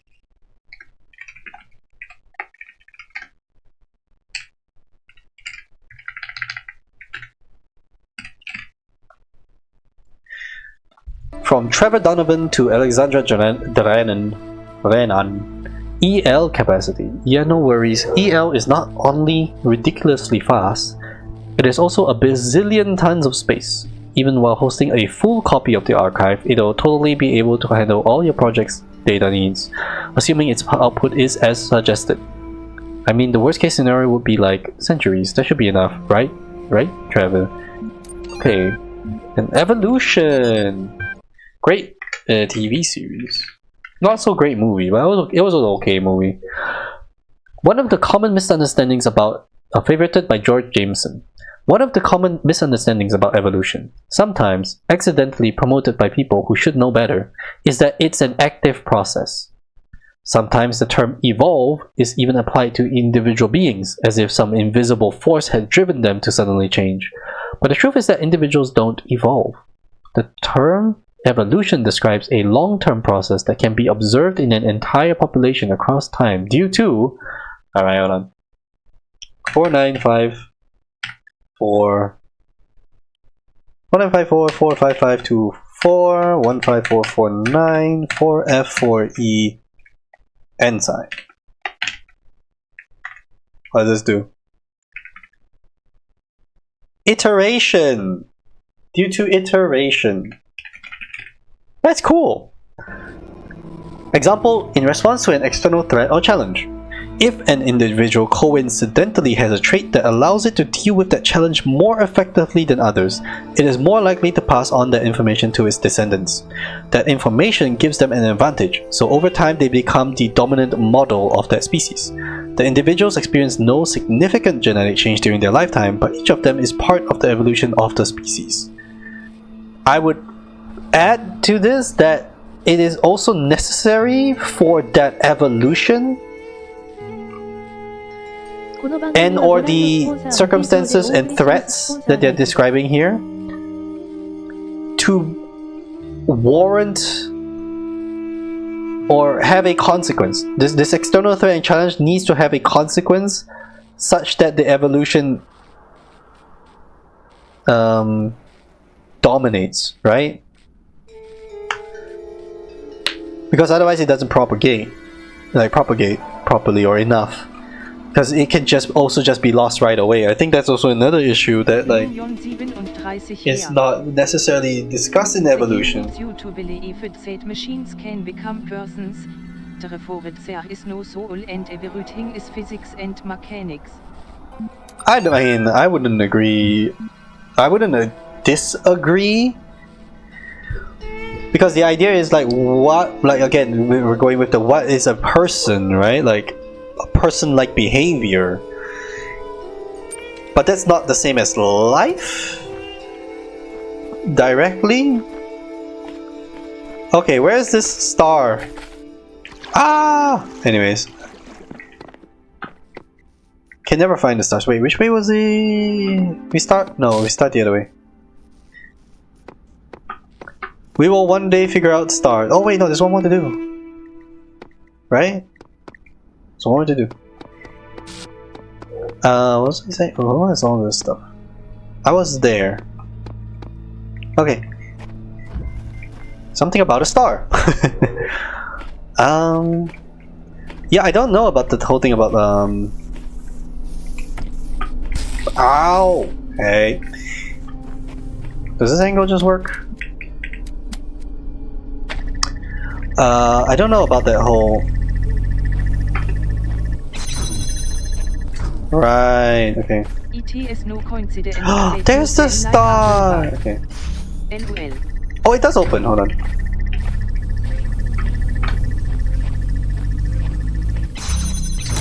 Got it.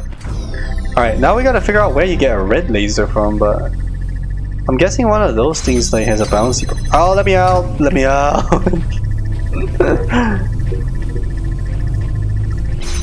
Okay.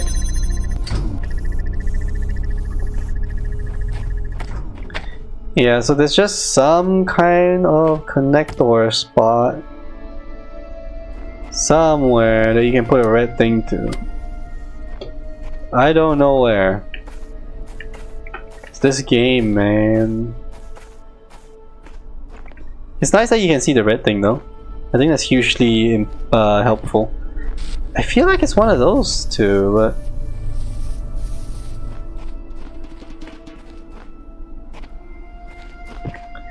So it has to be something up high, right? Because otherwise there's no...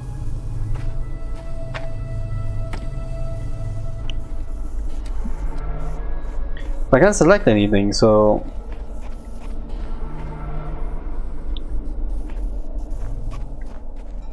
Man, I don't like these star puzzles. They mess me up. I don't understand it. Anyways. Like, do you go somewhere here or something?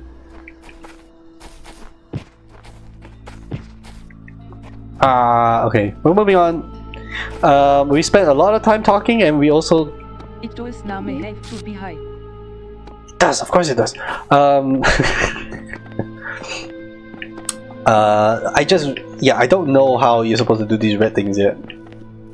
Sorry, star things yet, because I understand,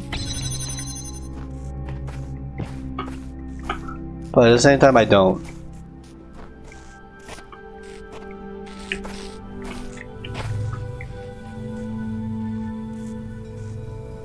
Can I jam this?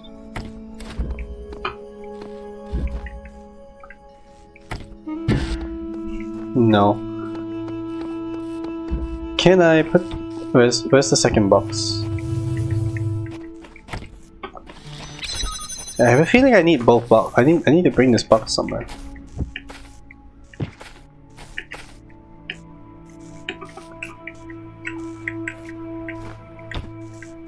Like... Come here, jammer. Oh, you can't stack more than 2? Oh, that's new to me.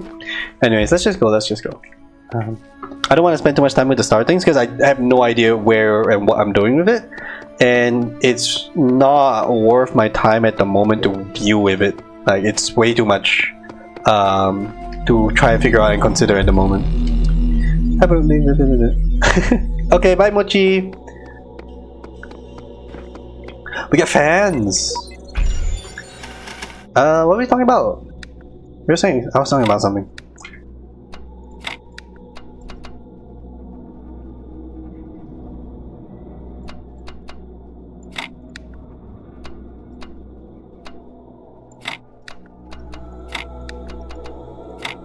Yay! Oh.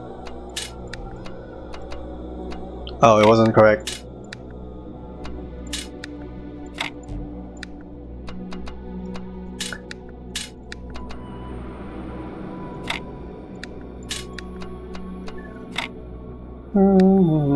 No, you can't do that. Okay.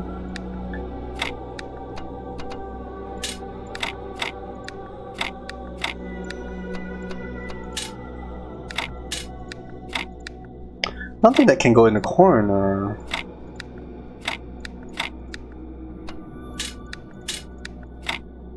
Because that's the wrong way around.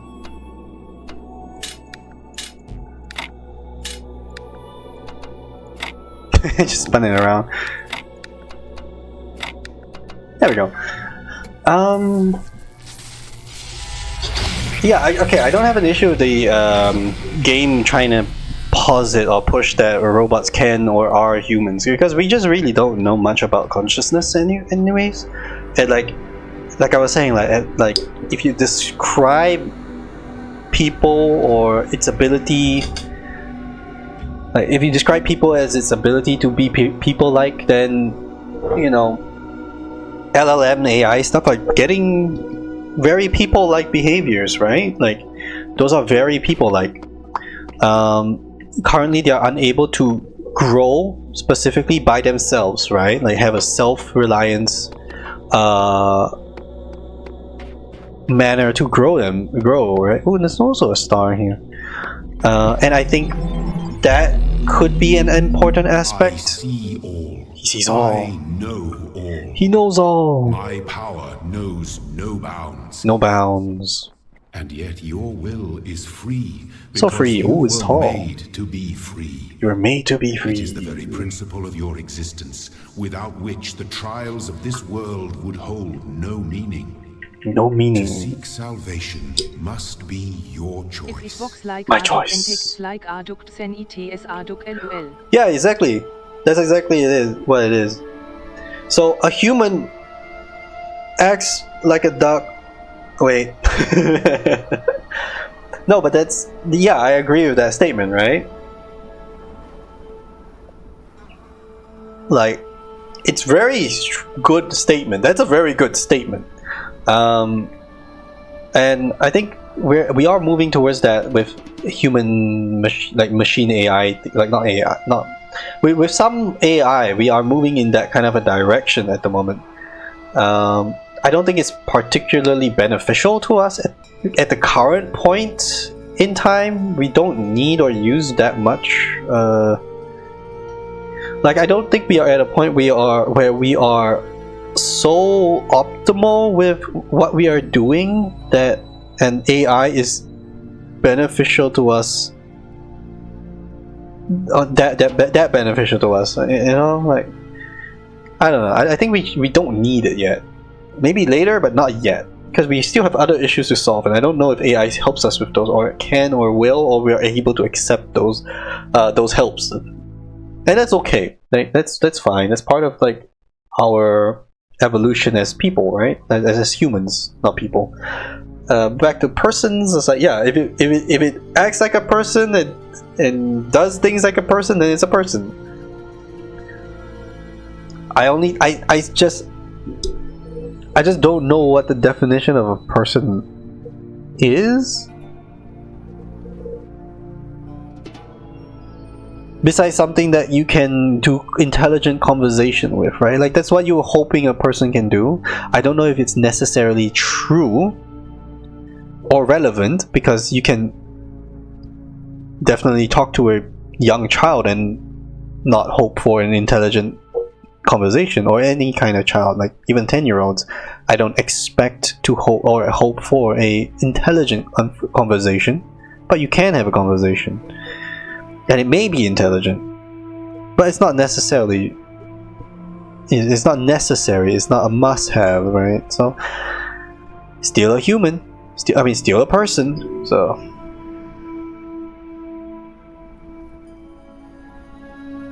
which we are unable to say the same for animals in general, right? Like, that's where the kind of limitations go with the personhood and animals is, well, one thing you would like to do with animals is that you would like to talk with them and have a conversation. Some people do have those with some animals, like some birds are very able to talk and have a good understanding of that language as they talk, we think.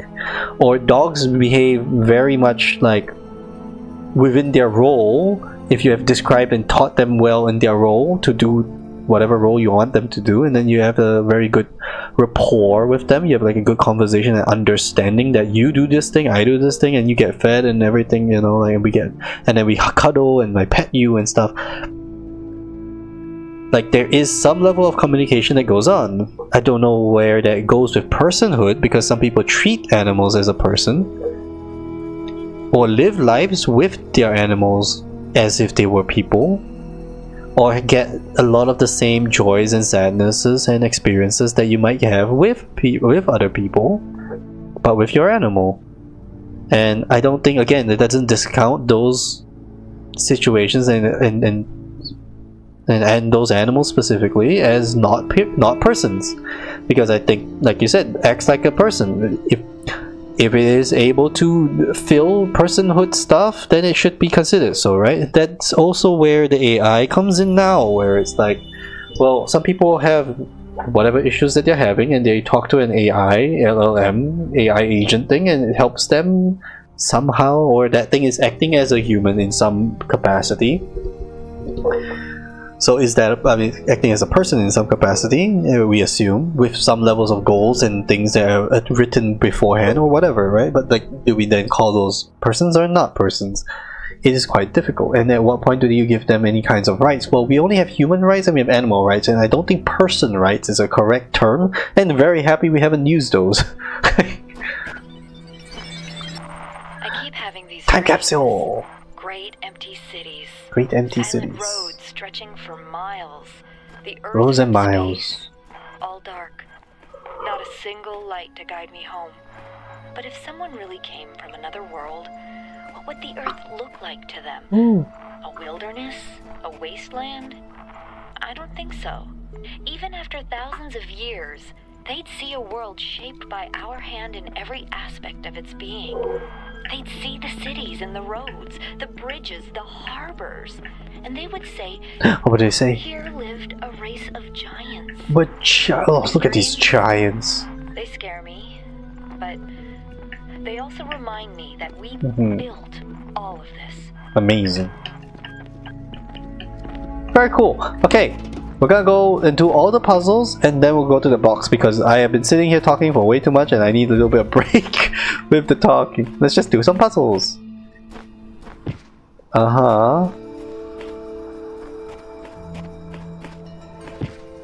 Why is there a gate here? Cool Easter Egg hint.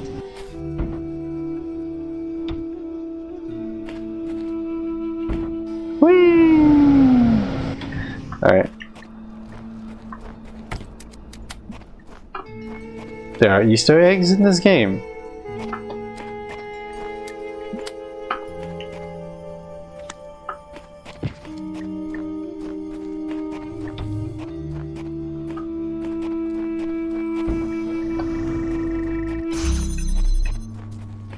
Yay! Oh, uplifted. Use the power of air to your advantage.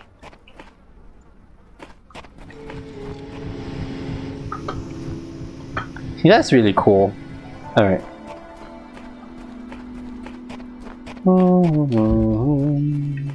We're sticking to our left. There is a connector on the left edge of the moon. Connected. Oh, I see it now that you mention it. Cool. Nah. We'll figure it out later. Where am I at? Oh, reading. I'm convinced there are answers here if we look hard enough. We have to work together on this. Okay, so I get that I'm supposed to retrieve these sigils. I just don't get why. Sure, the loud voice is telling me to, but this world of his has no context, no purpose, and no foundation from which to construct them. Interesting. Hello, Jammer.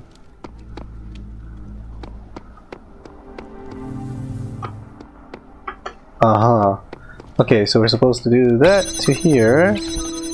And maybe find a lens connector. There's connector.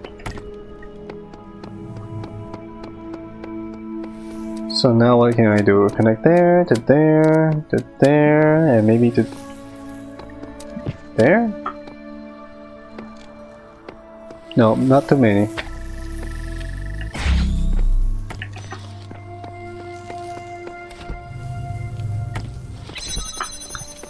Okay, what do you have here?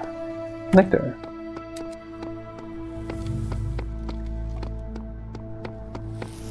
Okay, so we do this to this. Can I just do the jammer here? I can. There's one extra.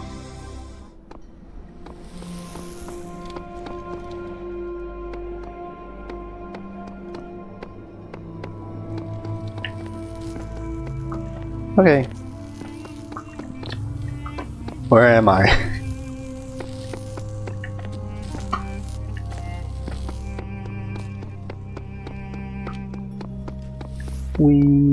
Okay.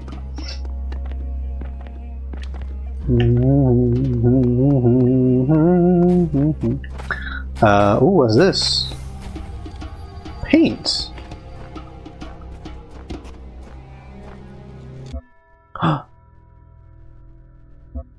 Frogs are people too.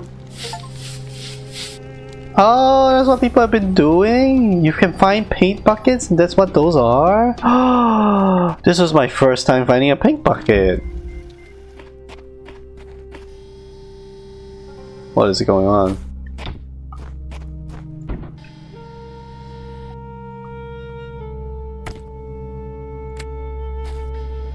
Oh. Oh, it's gone now.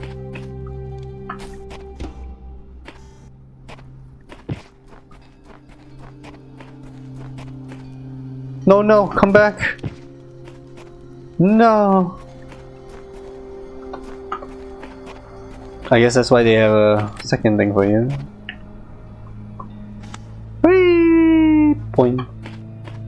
On the ladder too. Okay.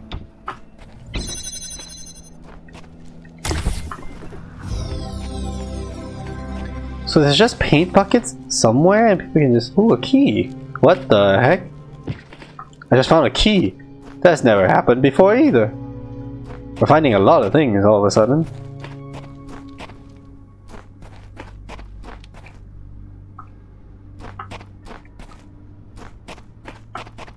I noticed that you are rushing through the puzzles, leaving out important details. There are important details? I mean, I'm just doing the puzzle. They gave me puzzle, I do puzzle. Is that 2 dots or just 1 dot? There is a zoom button. That's just sign. Oh, that's just a star. There is a thing there. Okay.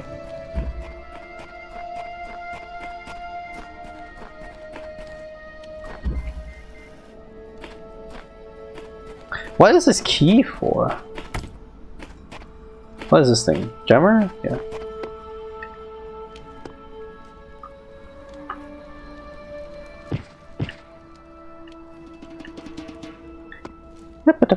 Oh, connector. No, jammer.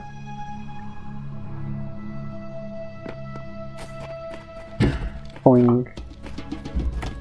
Yeah, so that happens. I can't do that.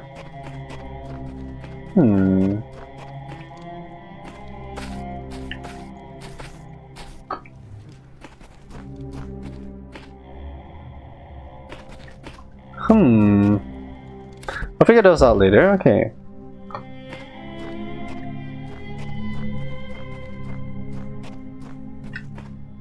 Oh. The key was for something in the previous puzzle. Oh, okay. I'll go back after them. Thank you. Oh, let's go left first. Okay, there's keys that way. And over here, there's a bomb.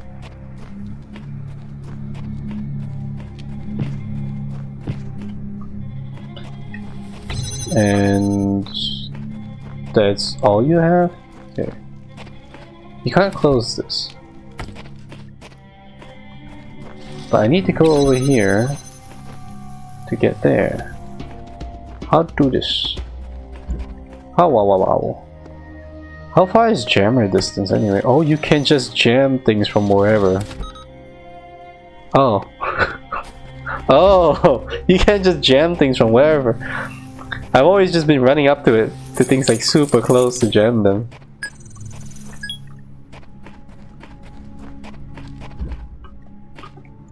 What is this key for But anyways? to see it you first had to trigger the moon. Trigger the moon!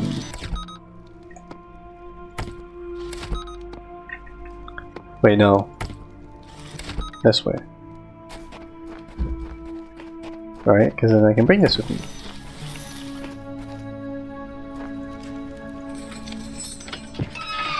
Woo!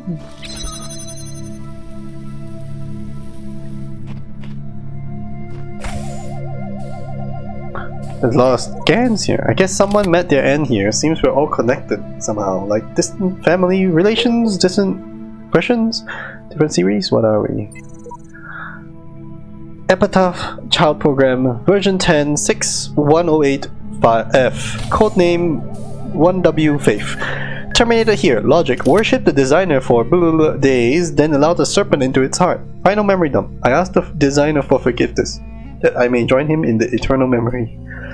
Progeny programs at Samsara and Sheep. Ooh. Oh, that's a very different looking QR code even. Who cares? Just be grateful we don't have to read anything more about our great designer, the Greek. Okay, so... let's bring this with me for a second. What's this way?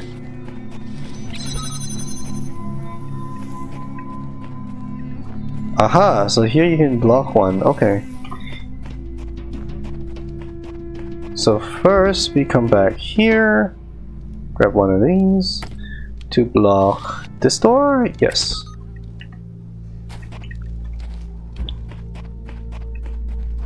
Then wait a second. This seems correct, right? However, I don't feel like it is. Because now I take these two to get there and then I run out by one.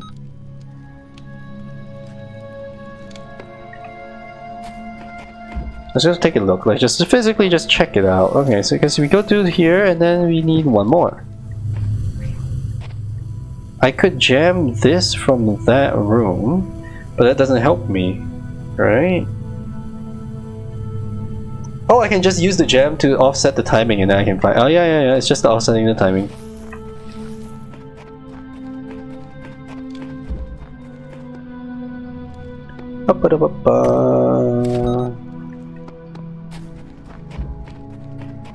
You go upwards and down. Okay.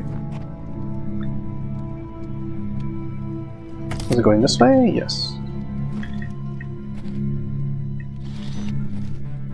Is that offset it enough? No.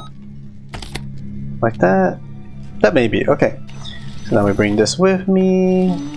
A lot of running back and forth LOL. Yep, maybe a little bit more than necessary, but yeah, that's fine. So this one, that one, and then that last one goes with us. Or it opens that door.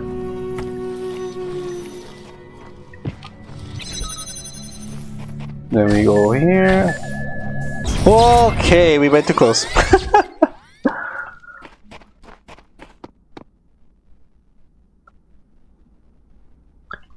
Not like it is. Do I have to do everything from the start? Oh no.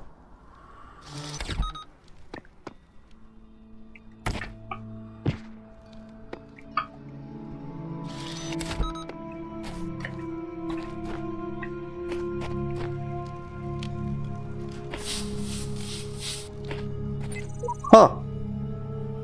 The counsel of my blessed messengers must be earned. No messenger will aid you until you have discovered their resting place. Return here, then seek their counsel. Interesting.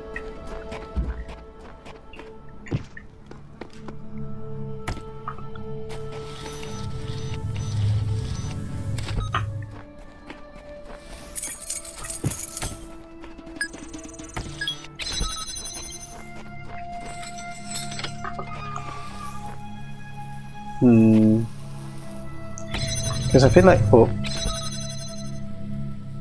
yeah, okay, I figured it out. Okay. Oh, I still need that to jam the one thing for us, right?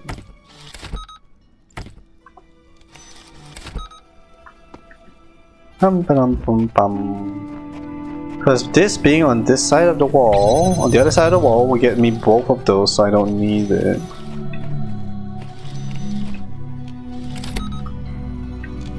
Beep, beep.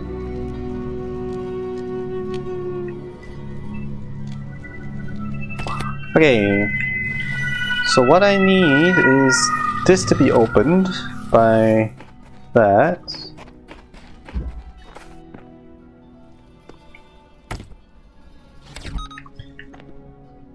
And then pick this up, jam it from the inside. And now, this one jams that one. That should be good. Now I can take this and go here, and hopefully not accidentally bomb myself. Oh no way! I forgot about this section.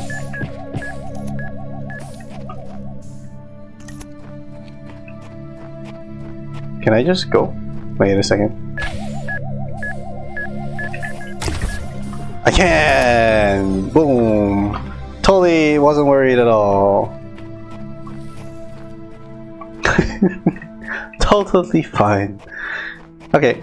Seems good. Seems good. Where's next? Oh, that was all of them? Wait, was that everything? Beep, beep, beep, beep, beep, beep. Yeah, we're all done. Okay, so this is the only one with the laser. It does say moonshot. But where do I connect the last part of it to?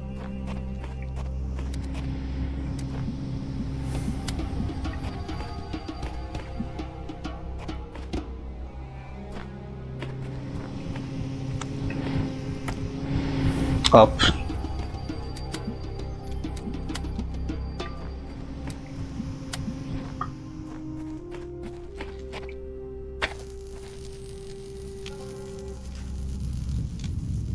What's the moon one connected? Oh, it's just rotating the whole ass moon? Oh. Oh, I didn't see that coming.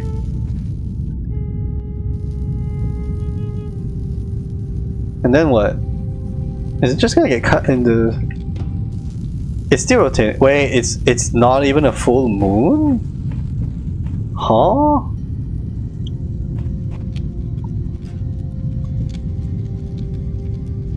Aperture science? Oh, it's bright. What is that? Space up there. What is that thing?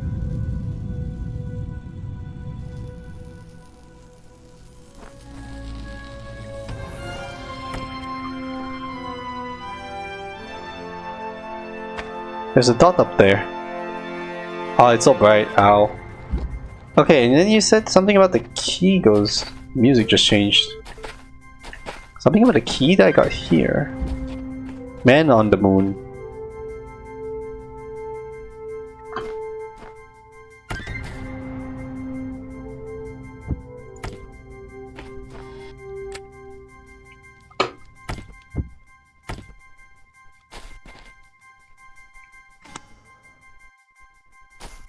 Oh.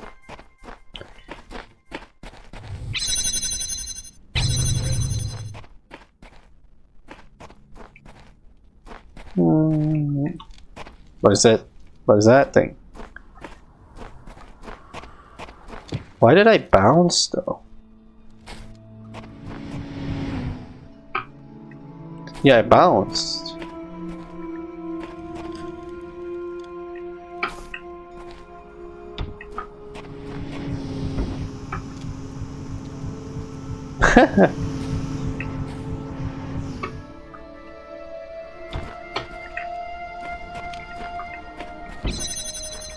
Okay, so notes.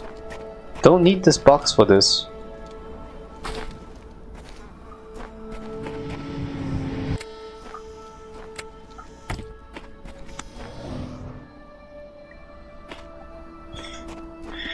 Okay, so it's too powerful. Oh, what if you need both of them? Wait, can you reset this? So that the power is split? No, it's two different lines for power.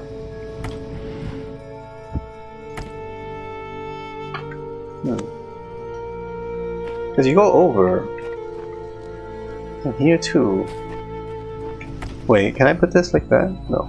Yeah.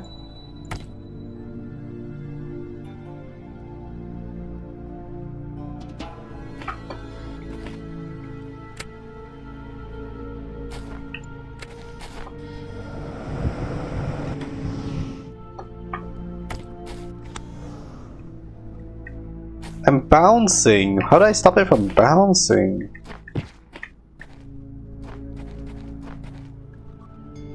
There's no crouch button, is there?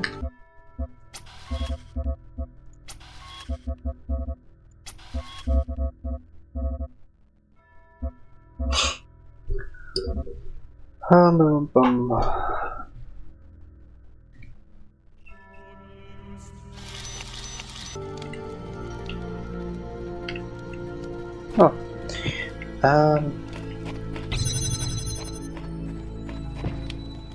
Can't climb while carrying an item.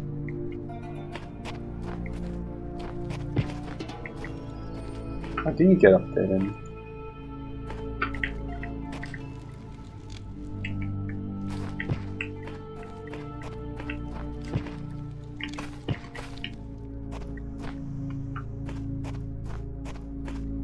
Someone go there.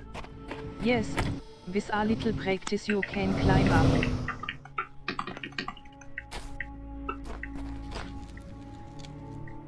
Nope.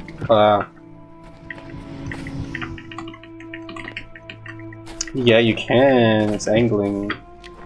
This is such a weird bit of mechanics.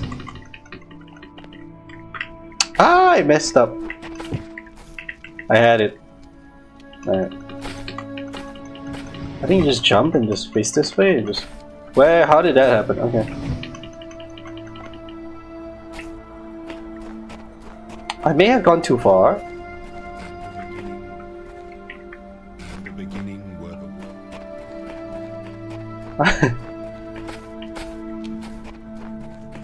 I may have gone a bit too far.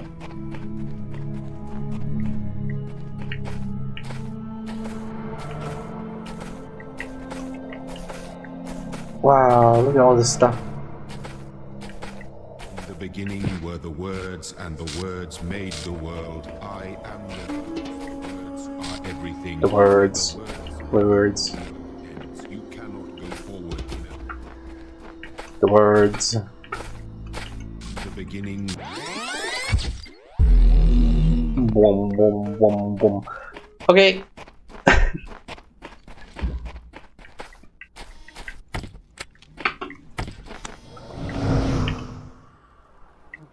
Nope, didn't work. Go again. This time we have to do it without falling out. Okay, I'm supposed to jump. I was trying it without jumping. Ah. Oh, there's a ladder here. I did not see this ladder. Okay. Oh, they knew. Nope. I have to be holding sideways. Wait, I understand.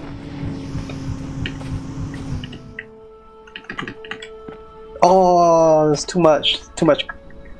You actually do have to time it. Wow.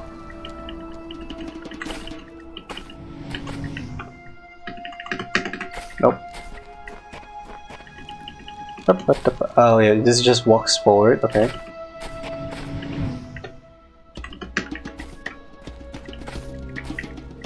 Do I just hold spacebar? Let me try holding spacebar. Okay. That took way too many tries. Click. Wait.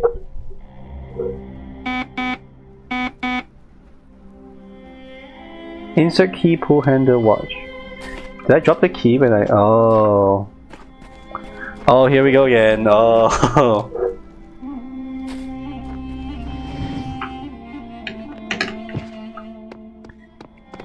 You're supposed to just not move and just hold to the side.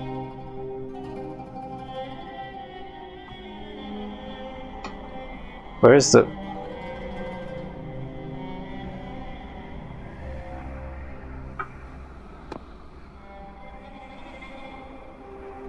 Haha. Wait, it's the moon again? It unrolled because I died. Oh my god.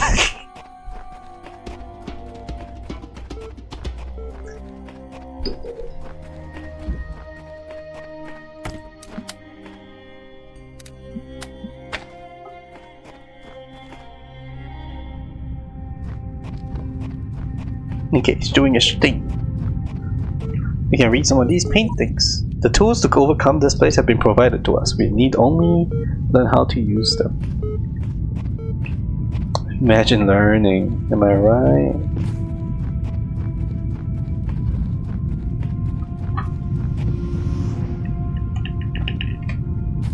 What? Okay, that's new. Do I have to grab the key again?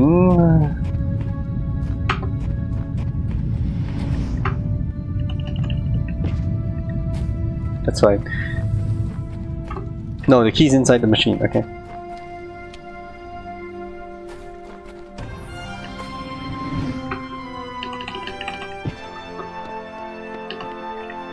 I am stupid. Why did I do that? Why did I do that?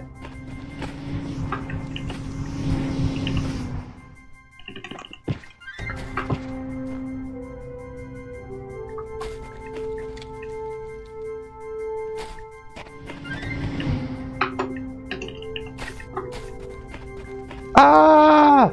I am so stupid. This is taking me so long. Okay, come on. Ba-da-da-dum-dum. Wait, I can just hold spacebar. I'm stupid again. I can just hold. Yep, yep. Oh, I'm safe. Okay, and then we do that careful. Okay, carefully done. Now where did it go? Laser, follow laser. Ow, it's so bright. That. Wait, what? Laser, follow laser. I guess you can't do anything here, huh? Wheatley. Oh, it is aperture science. It is just Wheatley. I was like, that is the aperture science logo. Okay, cool. Alright, time for box and more reading. And then I might end to get food and just chill. Alright, Milton Library Assistant. Initiating plain language interface. Done support session open. Here's what I've been wondering while you were off carrying out commandments. You say that consciousness is some kind of functional system. Arrange bits of matter in the right order and out springs sentience. That's all very well on paper, but what if it counts is what something but what if what counts is what something does, not what it's made of? Then couldn't you and I design a series of tin cans on strings that qualify as being conscious? Yeah. Yeah, I don't see why not. A series of tin cans on strings could somehow qualify as conscious. I mean, have you seen the computers they build out of redstone on Minecraft or whatever? Like, if you have a intelligent design of something that leads to a binary processing system that leads you to having a way to do the things that are required. Was a nice stream.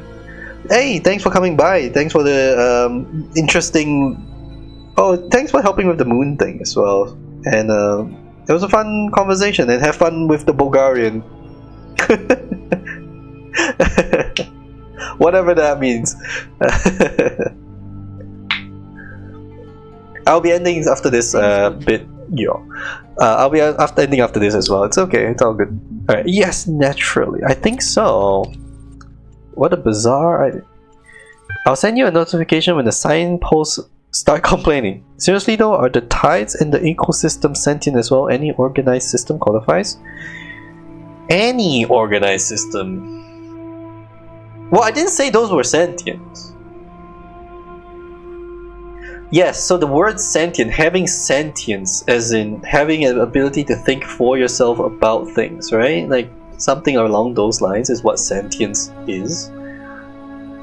And there's this very like humanism, pro-human, human supremacy kind of ideology to this in a few pieces of fictional media. I like human first, there are other sentient beings, but humans always first. Or we're special, or somehow like having to deal with other sentient beings like makes us less or something. I don't know. But there is some like when you start looking at that, it's just like it is just a lot of codified racism or like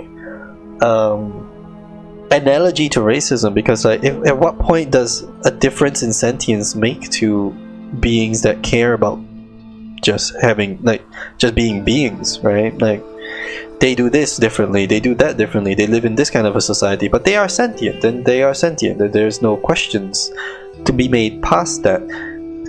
Are the tides and ecosystems sentient as well? We don't know. I don't know.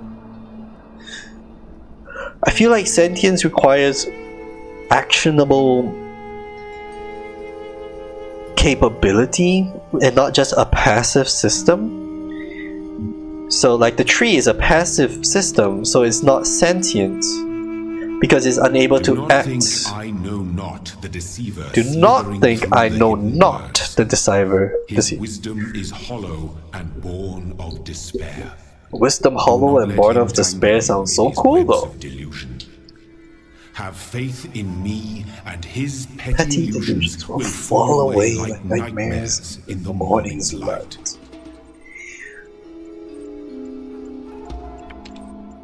Hey, wait! I was reading that. Go back! Go back! Go back!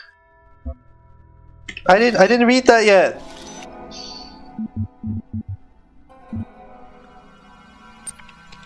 Can I just go back and look at that again? Okay, I cannot. Okay, quickly open Twitch. Thank God I'm streaming. Open Twitch. Show me my. What was that? What did he say? What did he say? What was that risk? Go back. Videos. Recent broadcast, which is today. Then I can go back to that page.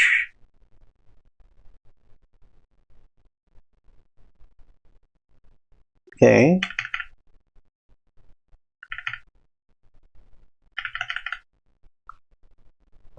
There, okay, pause, found it.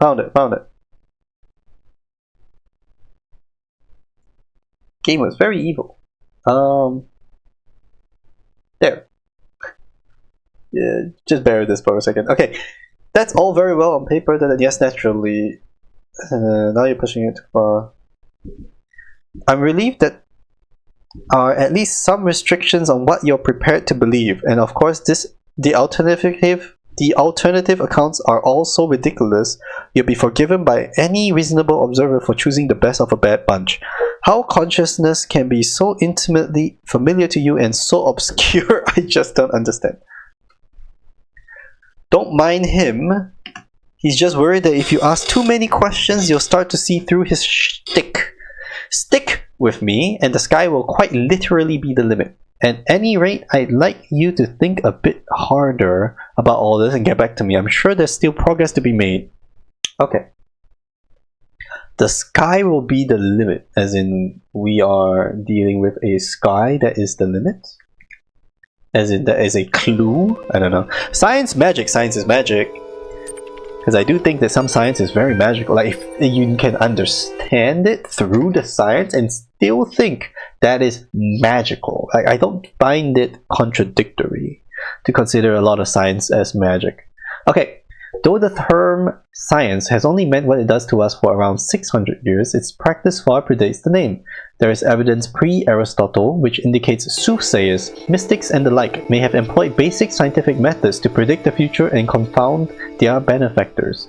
One anecdote concerns a palm reader who was exposed when two wealthy clients compared their readings and found them to be identical. In 1948, the tendency to discover deep personal meaning in vague descriptions delivered authoritatively was given a name, the Forer effect. Today, it is recognized in all contemporary psychological theory. Okay, but that's not magic, that's mysticism. Magic and mysticism is two different things, I think. I feel like magic is something magical, something miraculous, something out of the ordinary, and mysticism is the random story-based fiction that was used to explain what we did not understand at the time and could not understand at the time as anything else but, right? Like religion of old days and old times. Like even now religion could still be considered mysticism to my eyes, but I think that is the direction of mysticism, like supernatural what's this thing called? Superstitious stuff. A lot of superstitious stuff I would clock as mysticism and not magic, right? However, like different colored fire from burning different types of metal in a flame, that is science and also magic and has nothing to do with mysticism until you like throw it into mysticism as if it was something mystical and not magical. I don't know, like, you know, like mysticism I feel like is what they described, where it's a lot about the explanations of things and trying to relate to people that things are one way or another, and then if you listen to me and listen to what I have found, you will understand things correctly this way and stuff. And I feel like that's not magic, that's more mystics. Like, you have to do this, you have to do that, you have to do this, you have to do that, and if you follow this it will make sense and do exactly, and then it's like, but it doesn't. I don't know. I don't know how to explain it more than I did at the beginning, and I just got lost as I tried to explain it more. Okay. Weight loss blog latest entry. Oh man, if there's one thing that's good about inevitable death, it's the food. Yeah, baby. I'm gonna have all the horribly unhealthy food in the world. I'm going to feast on jelly bananas, what the hell? Or like crazy monkey on Monkey Christmas. And you know those muffins that have so much chocolate they're basically melting? That's gonna be my breakfast. And burgers for lunch, I'm gonna have burgers so greasy you could use them to lubricate a whole factory. Triple bacon burgers with double cheese and extra onions and mayonnaise and ketchup and mustard and big fat juicy patties. And then oily, thick pizza with spicy salami and barbecue sauce and olives and jalapenos and sour cream. Food coma here. You need like half of this to have a food coma, but do you. You do you. Arcadian Journal 81. Fascinated by Drennan's project. Lovely conversation. Read Talos Principle. Greek philosophy relevance to current situation. Yes, the first region was Greek, and then now it's Egyptian. Okay. Suggested naming project Talos. Drennan refused, but name seems to have caught on with the team. Tens of thousands of files coming in every hour. Our whole history. Okay, interesting. So we didn't get the star. I don't know where we could get it. It might be in here. I'm just gonna take a look because it's fine. I feel like it could be in here because I got the answer with one extra.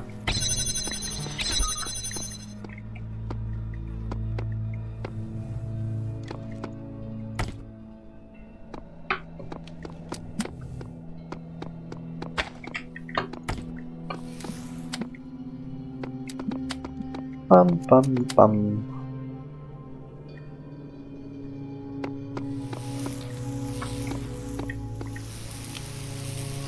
I'll put it here. So like, this is where we came from.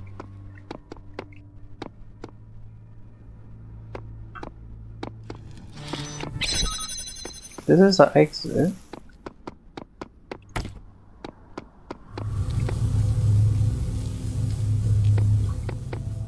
There's another room in the middle.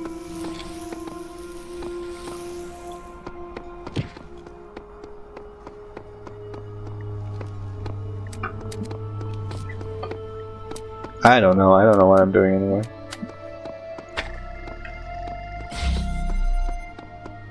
Just going in circles. Well, squares.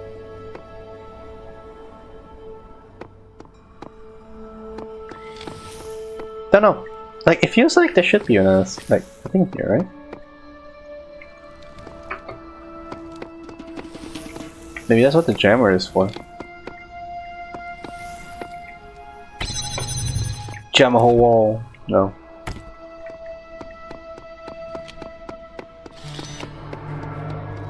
Jam and jelly. Jam and jelly.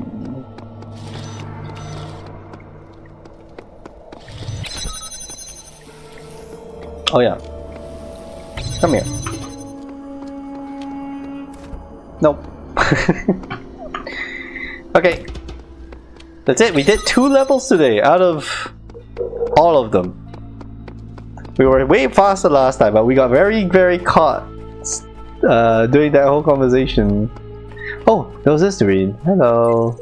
I have come to see that these mysteries are not all for his children to solve. Only the designer himself could ever truly understand the infinite complexity of his creation, and I gaze at his work and worship. Okay. What was this anyways? Oh, the weird jamming one. Okay. Alright. I think that's all of them here. Let's go! Whee! And here's where we end. So yeah, we're just missing the star here, and we're also missing the star here. We could try looking for the star here. Ah! So there's a very big difference between knowing where the star is and not knowing where the star is. And here we know where the star is. Therefore, this should be easier. Anyways. Wrong one.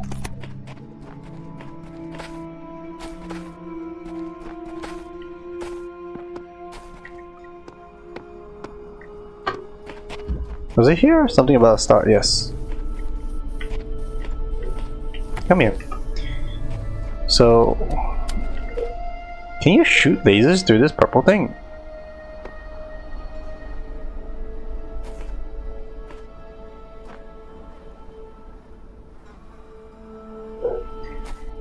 I don't feel like there are any touching points besides maybe just shooting things through this laser, so maybe... Also, yeah, which ones have red things? At all? What is this? Hello. I made a box float. Seriously, it was awesome. Very awesome.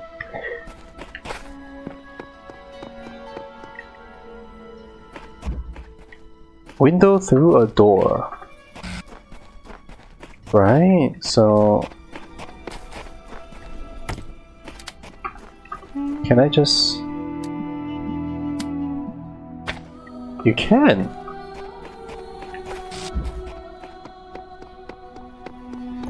So you can shoot just lasers through the doors? That changes a lot actually.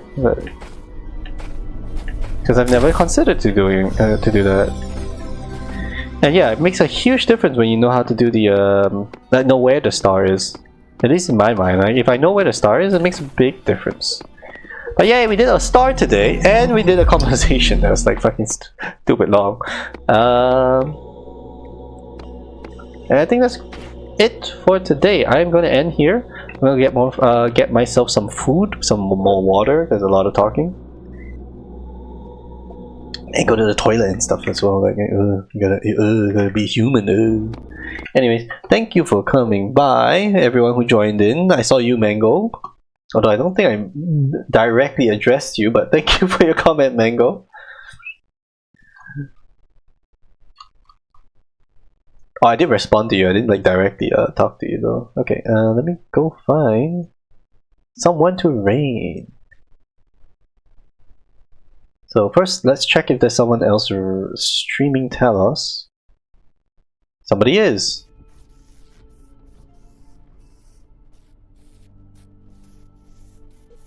I think they're ahead of us. I'm stumped. But he's stumped. But we can go visit them and say hi and ask them about the frog thing.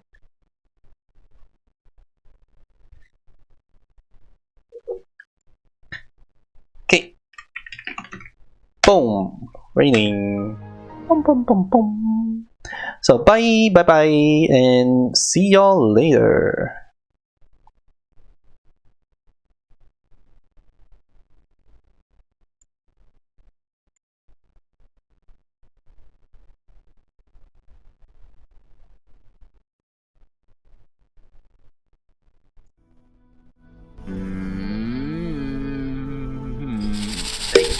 Hey yo! Theorital Wizyowl is raiding with 1 viewers. Hey yo, thank you for the raid.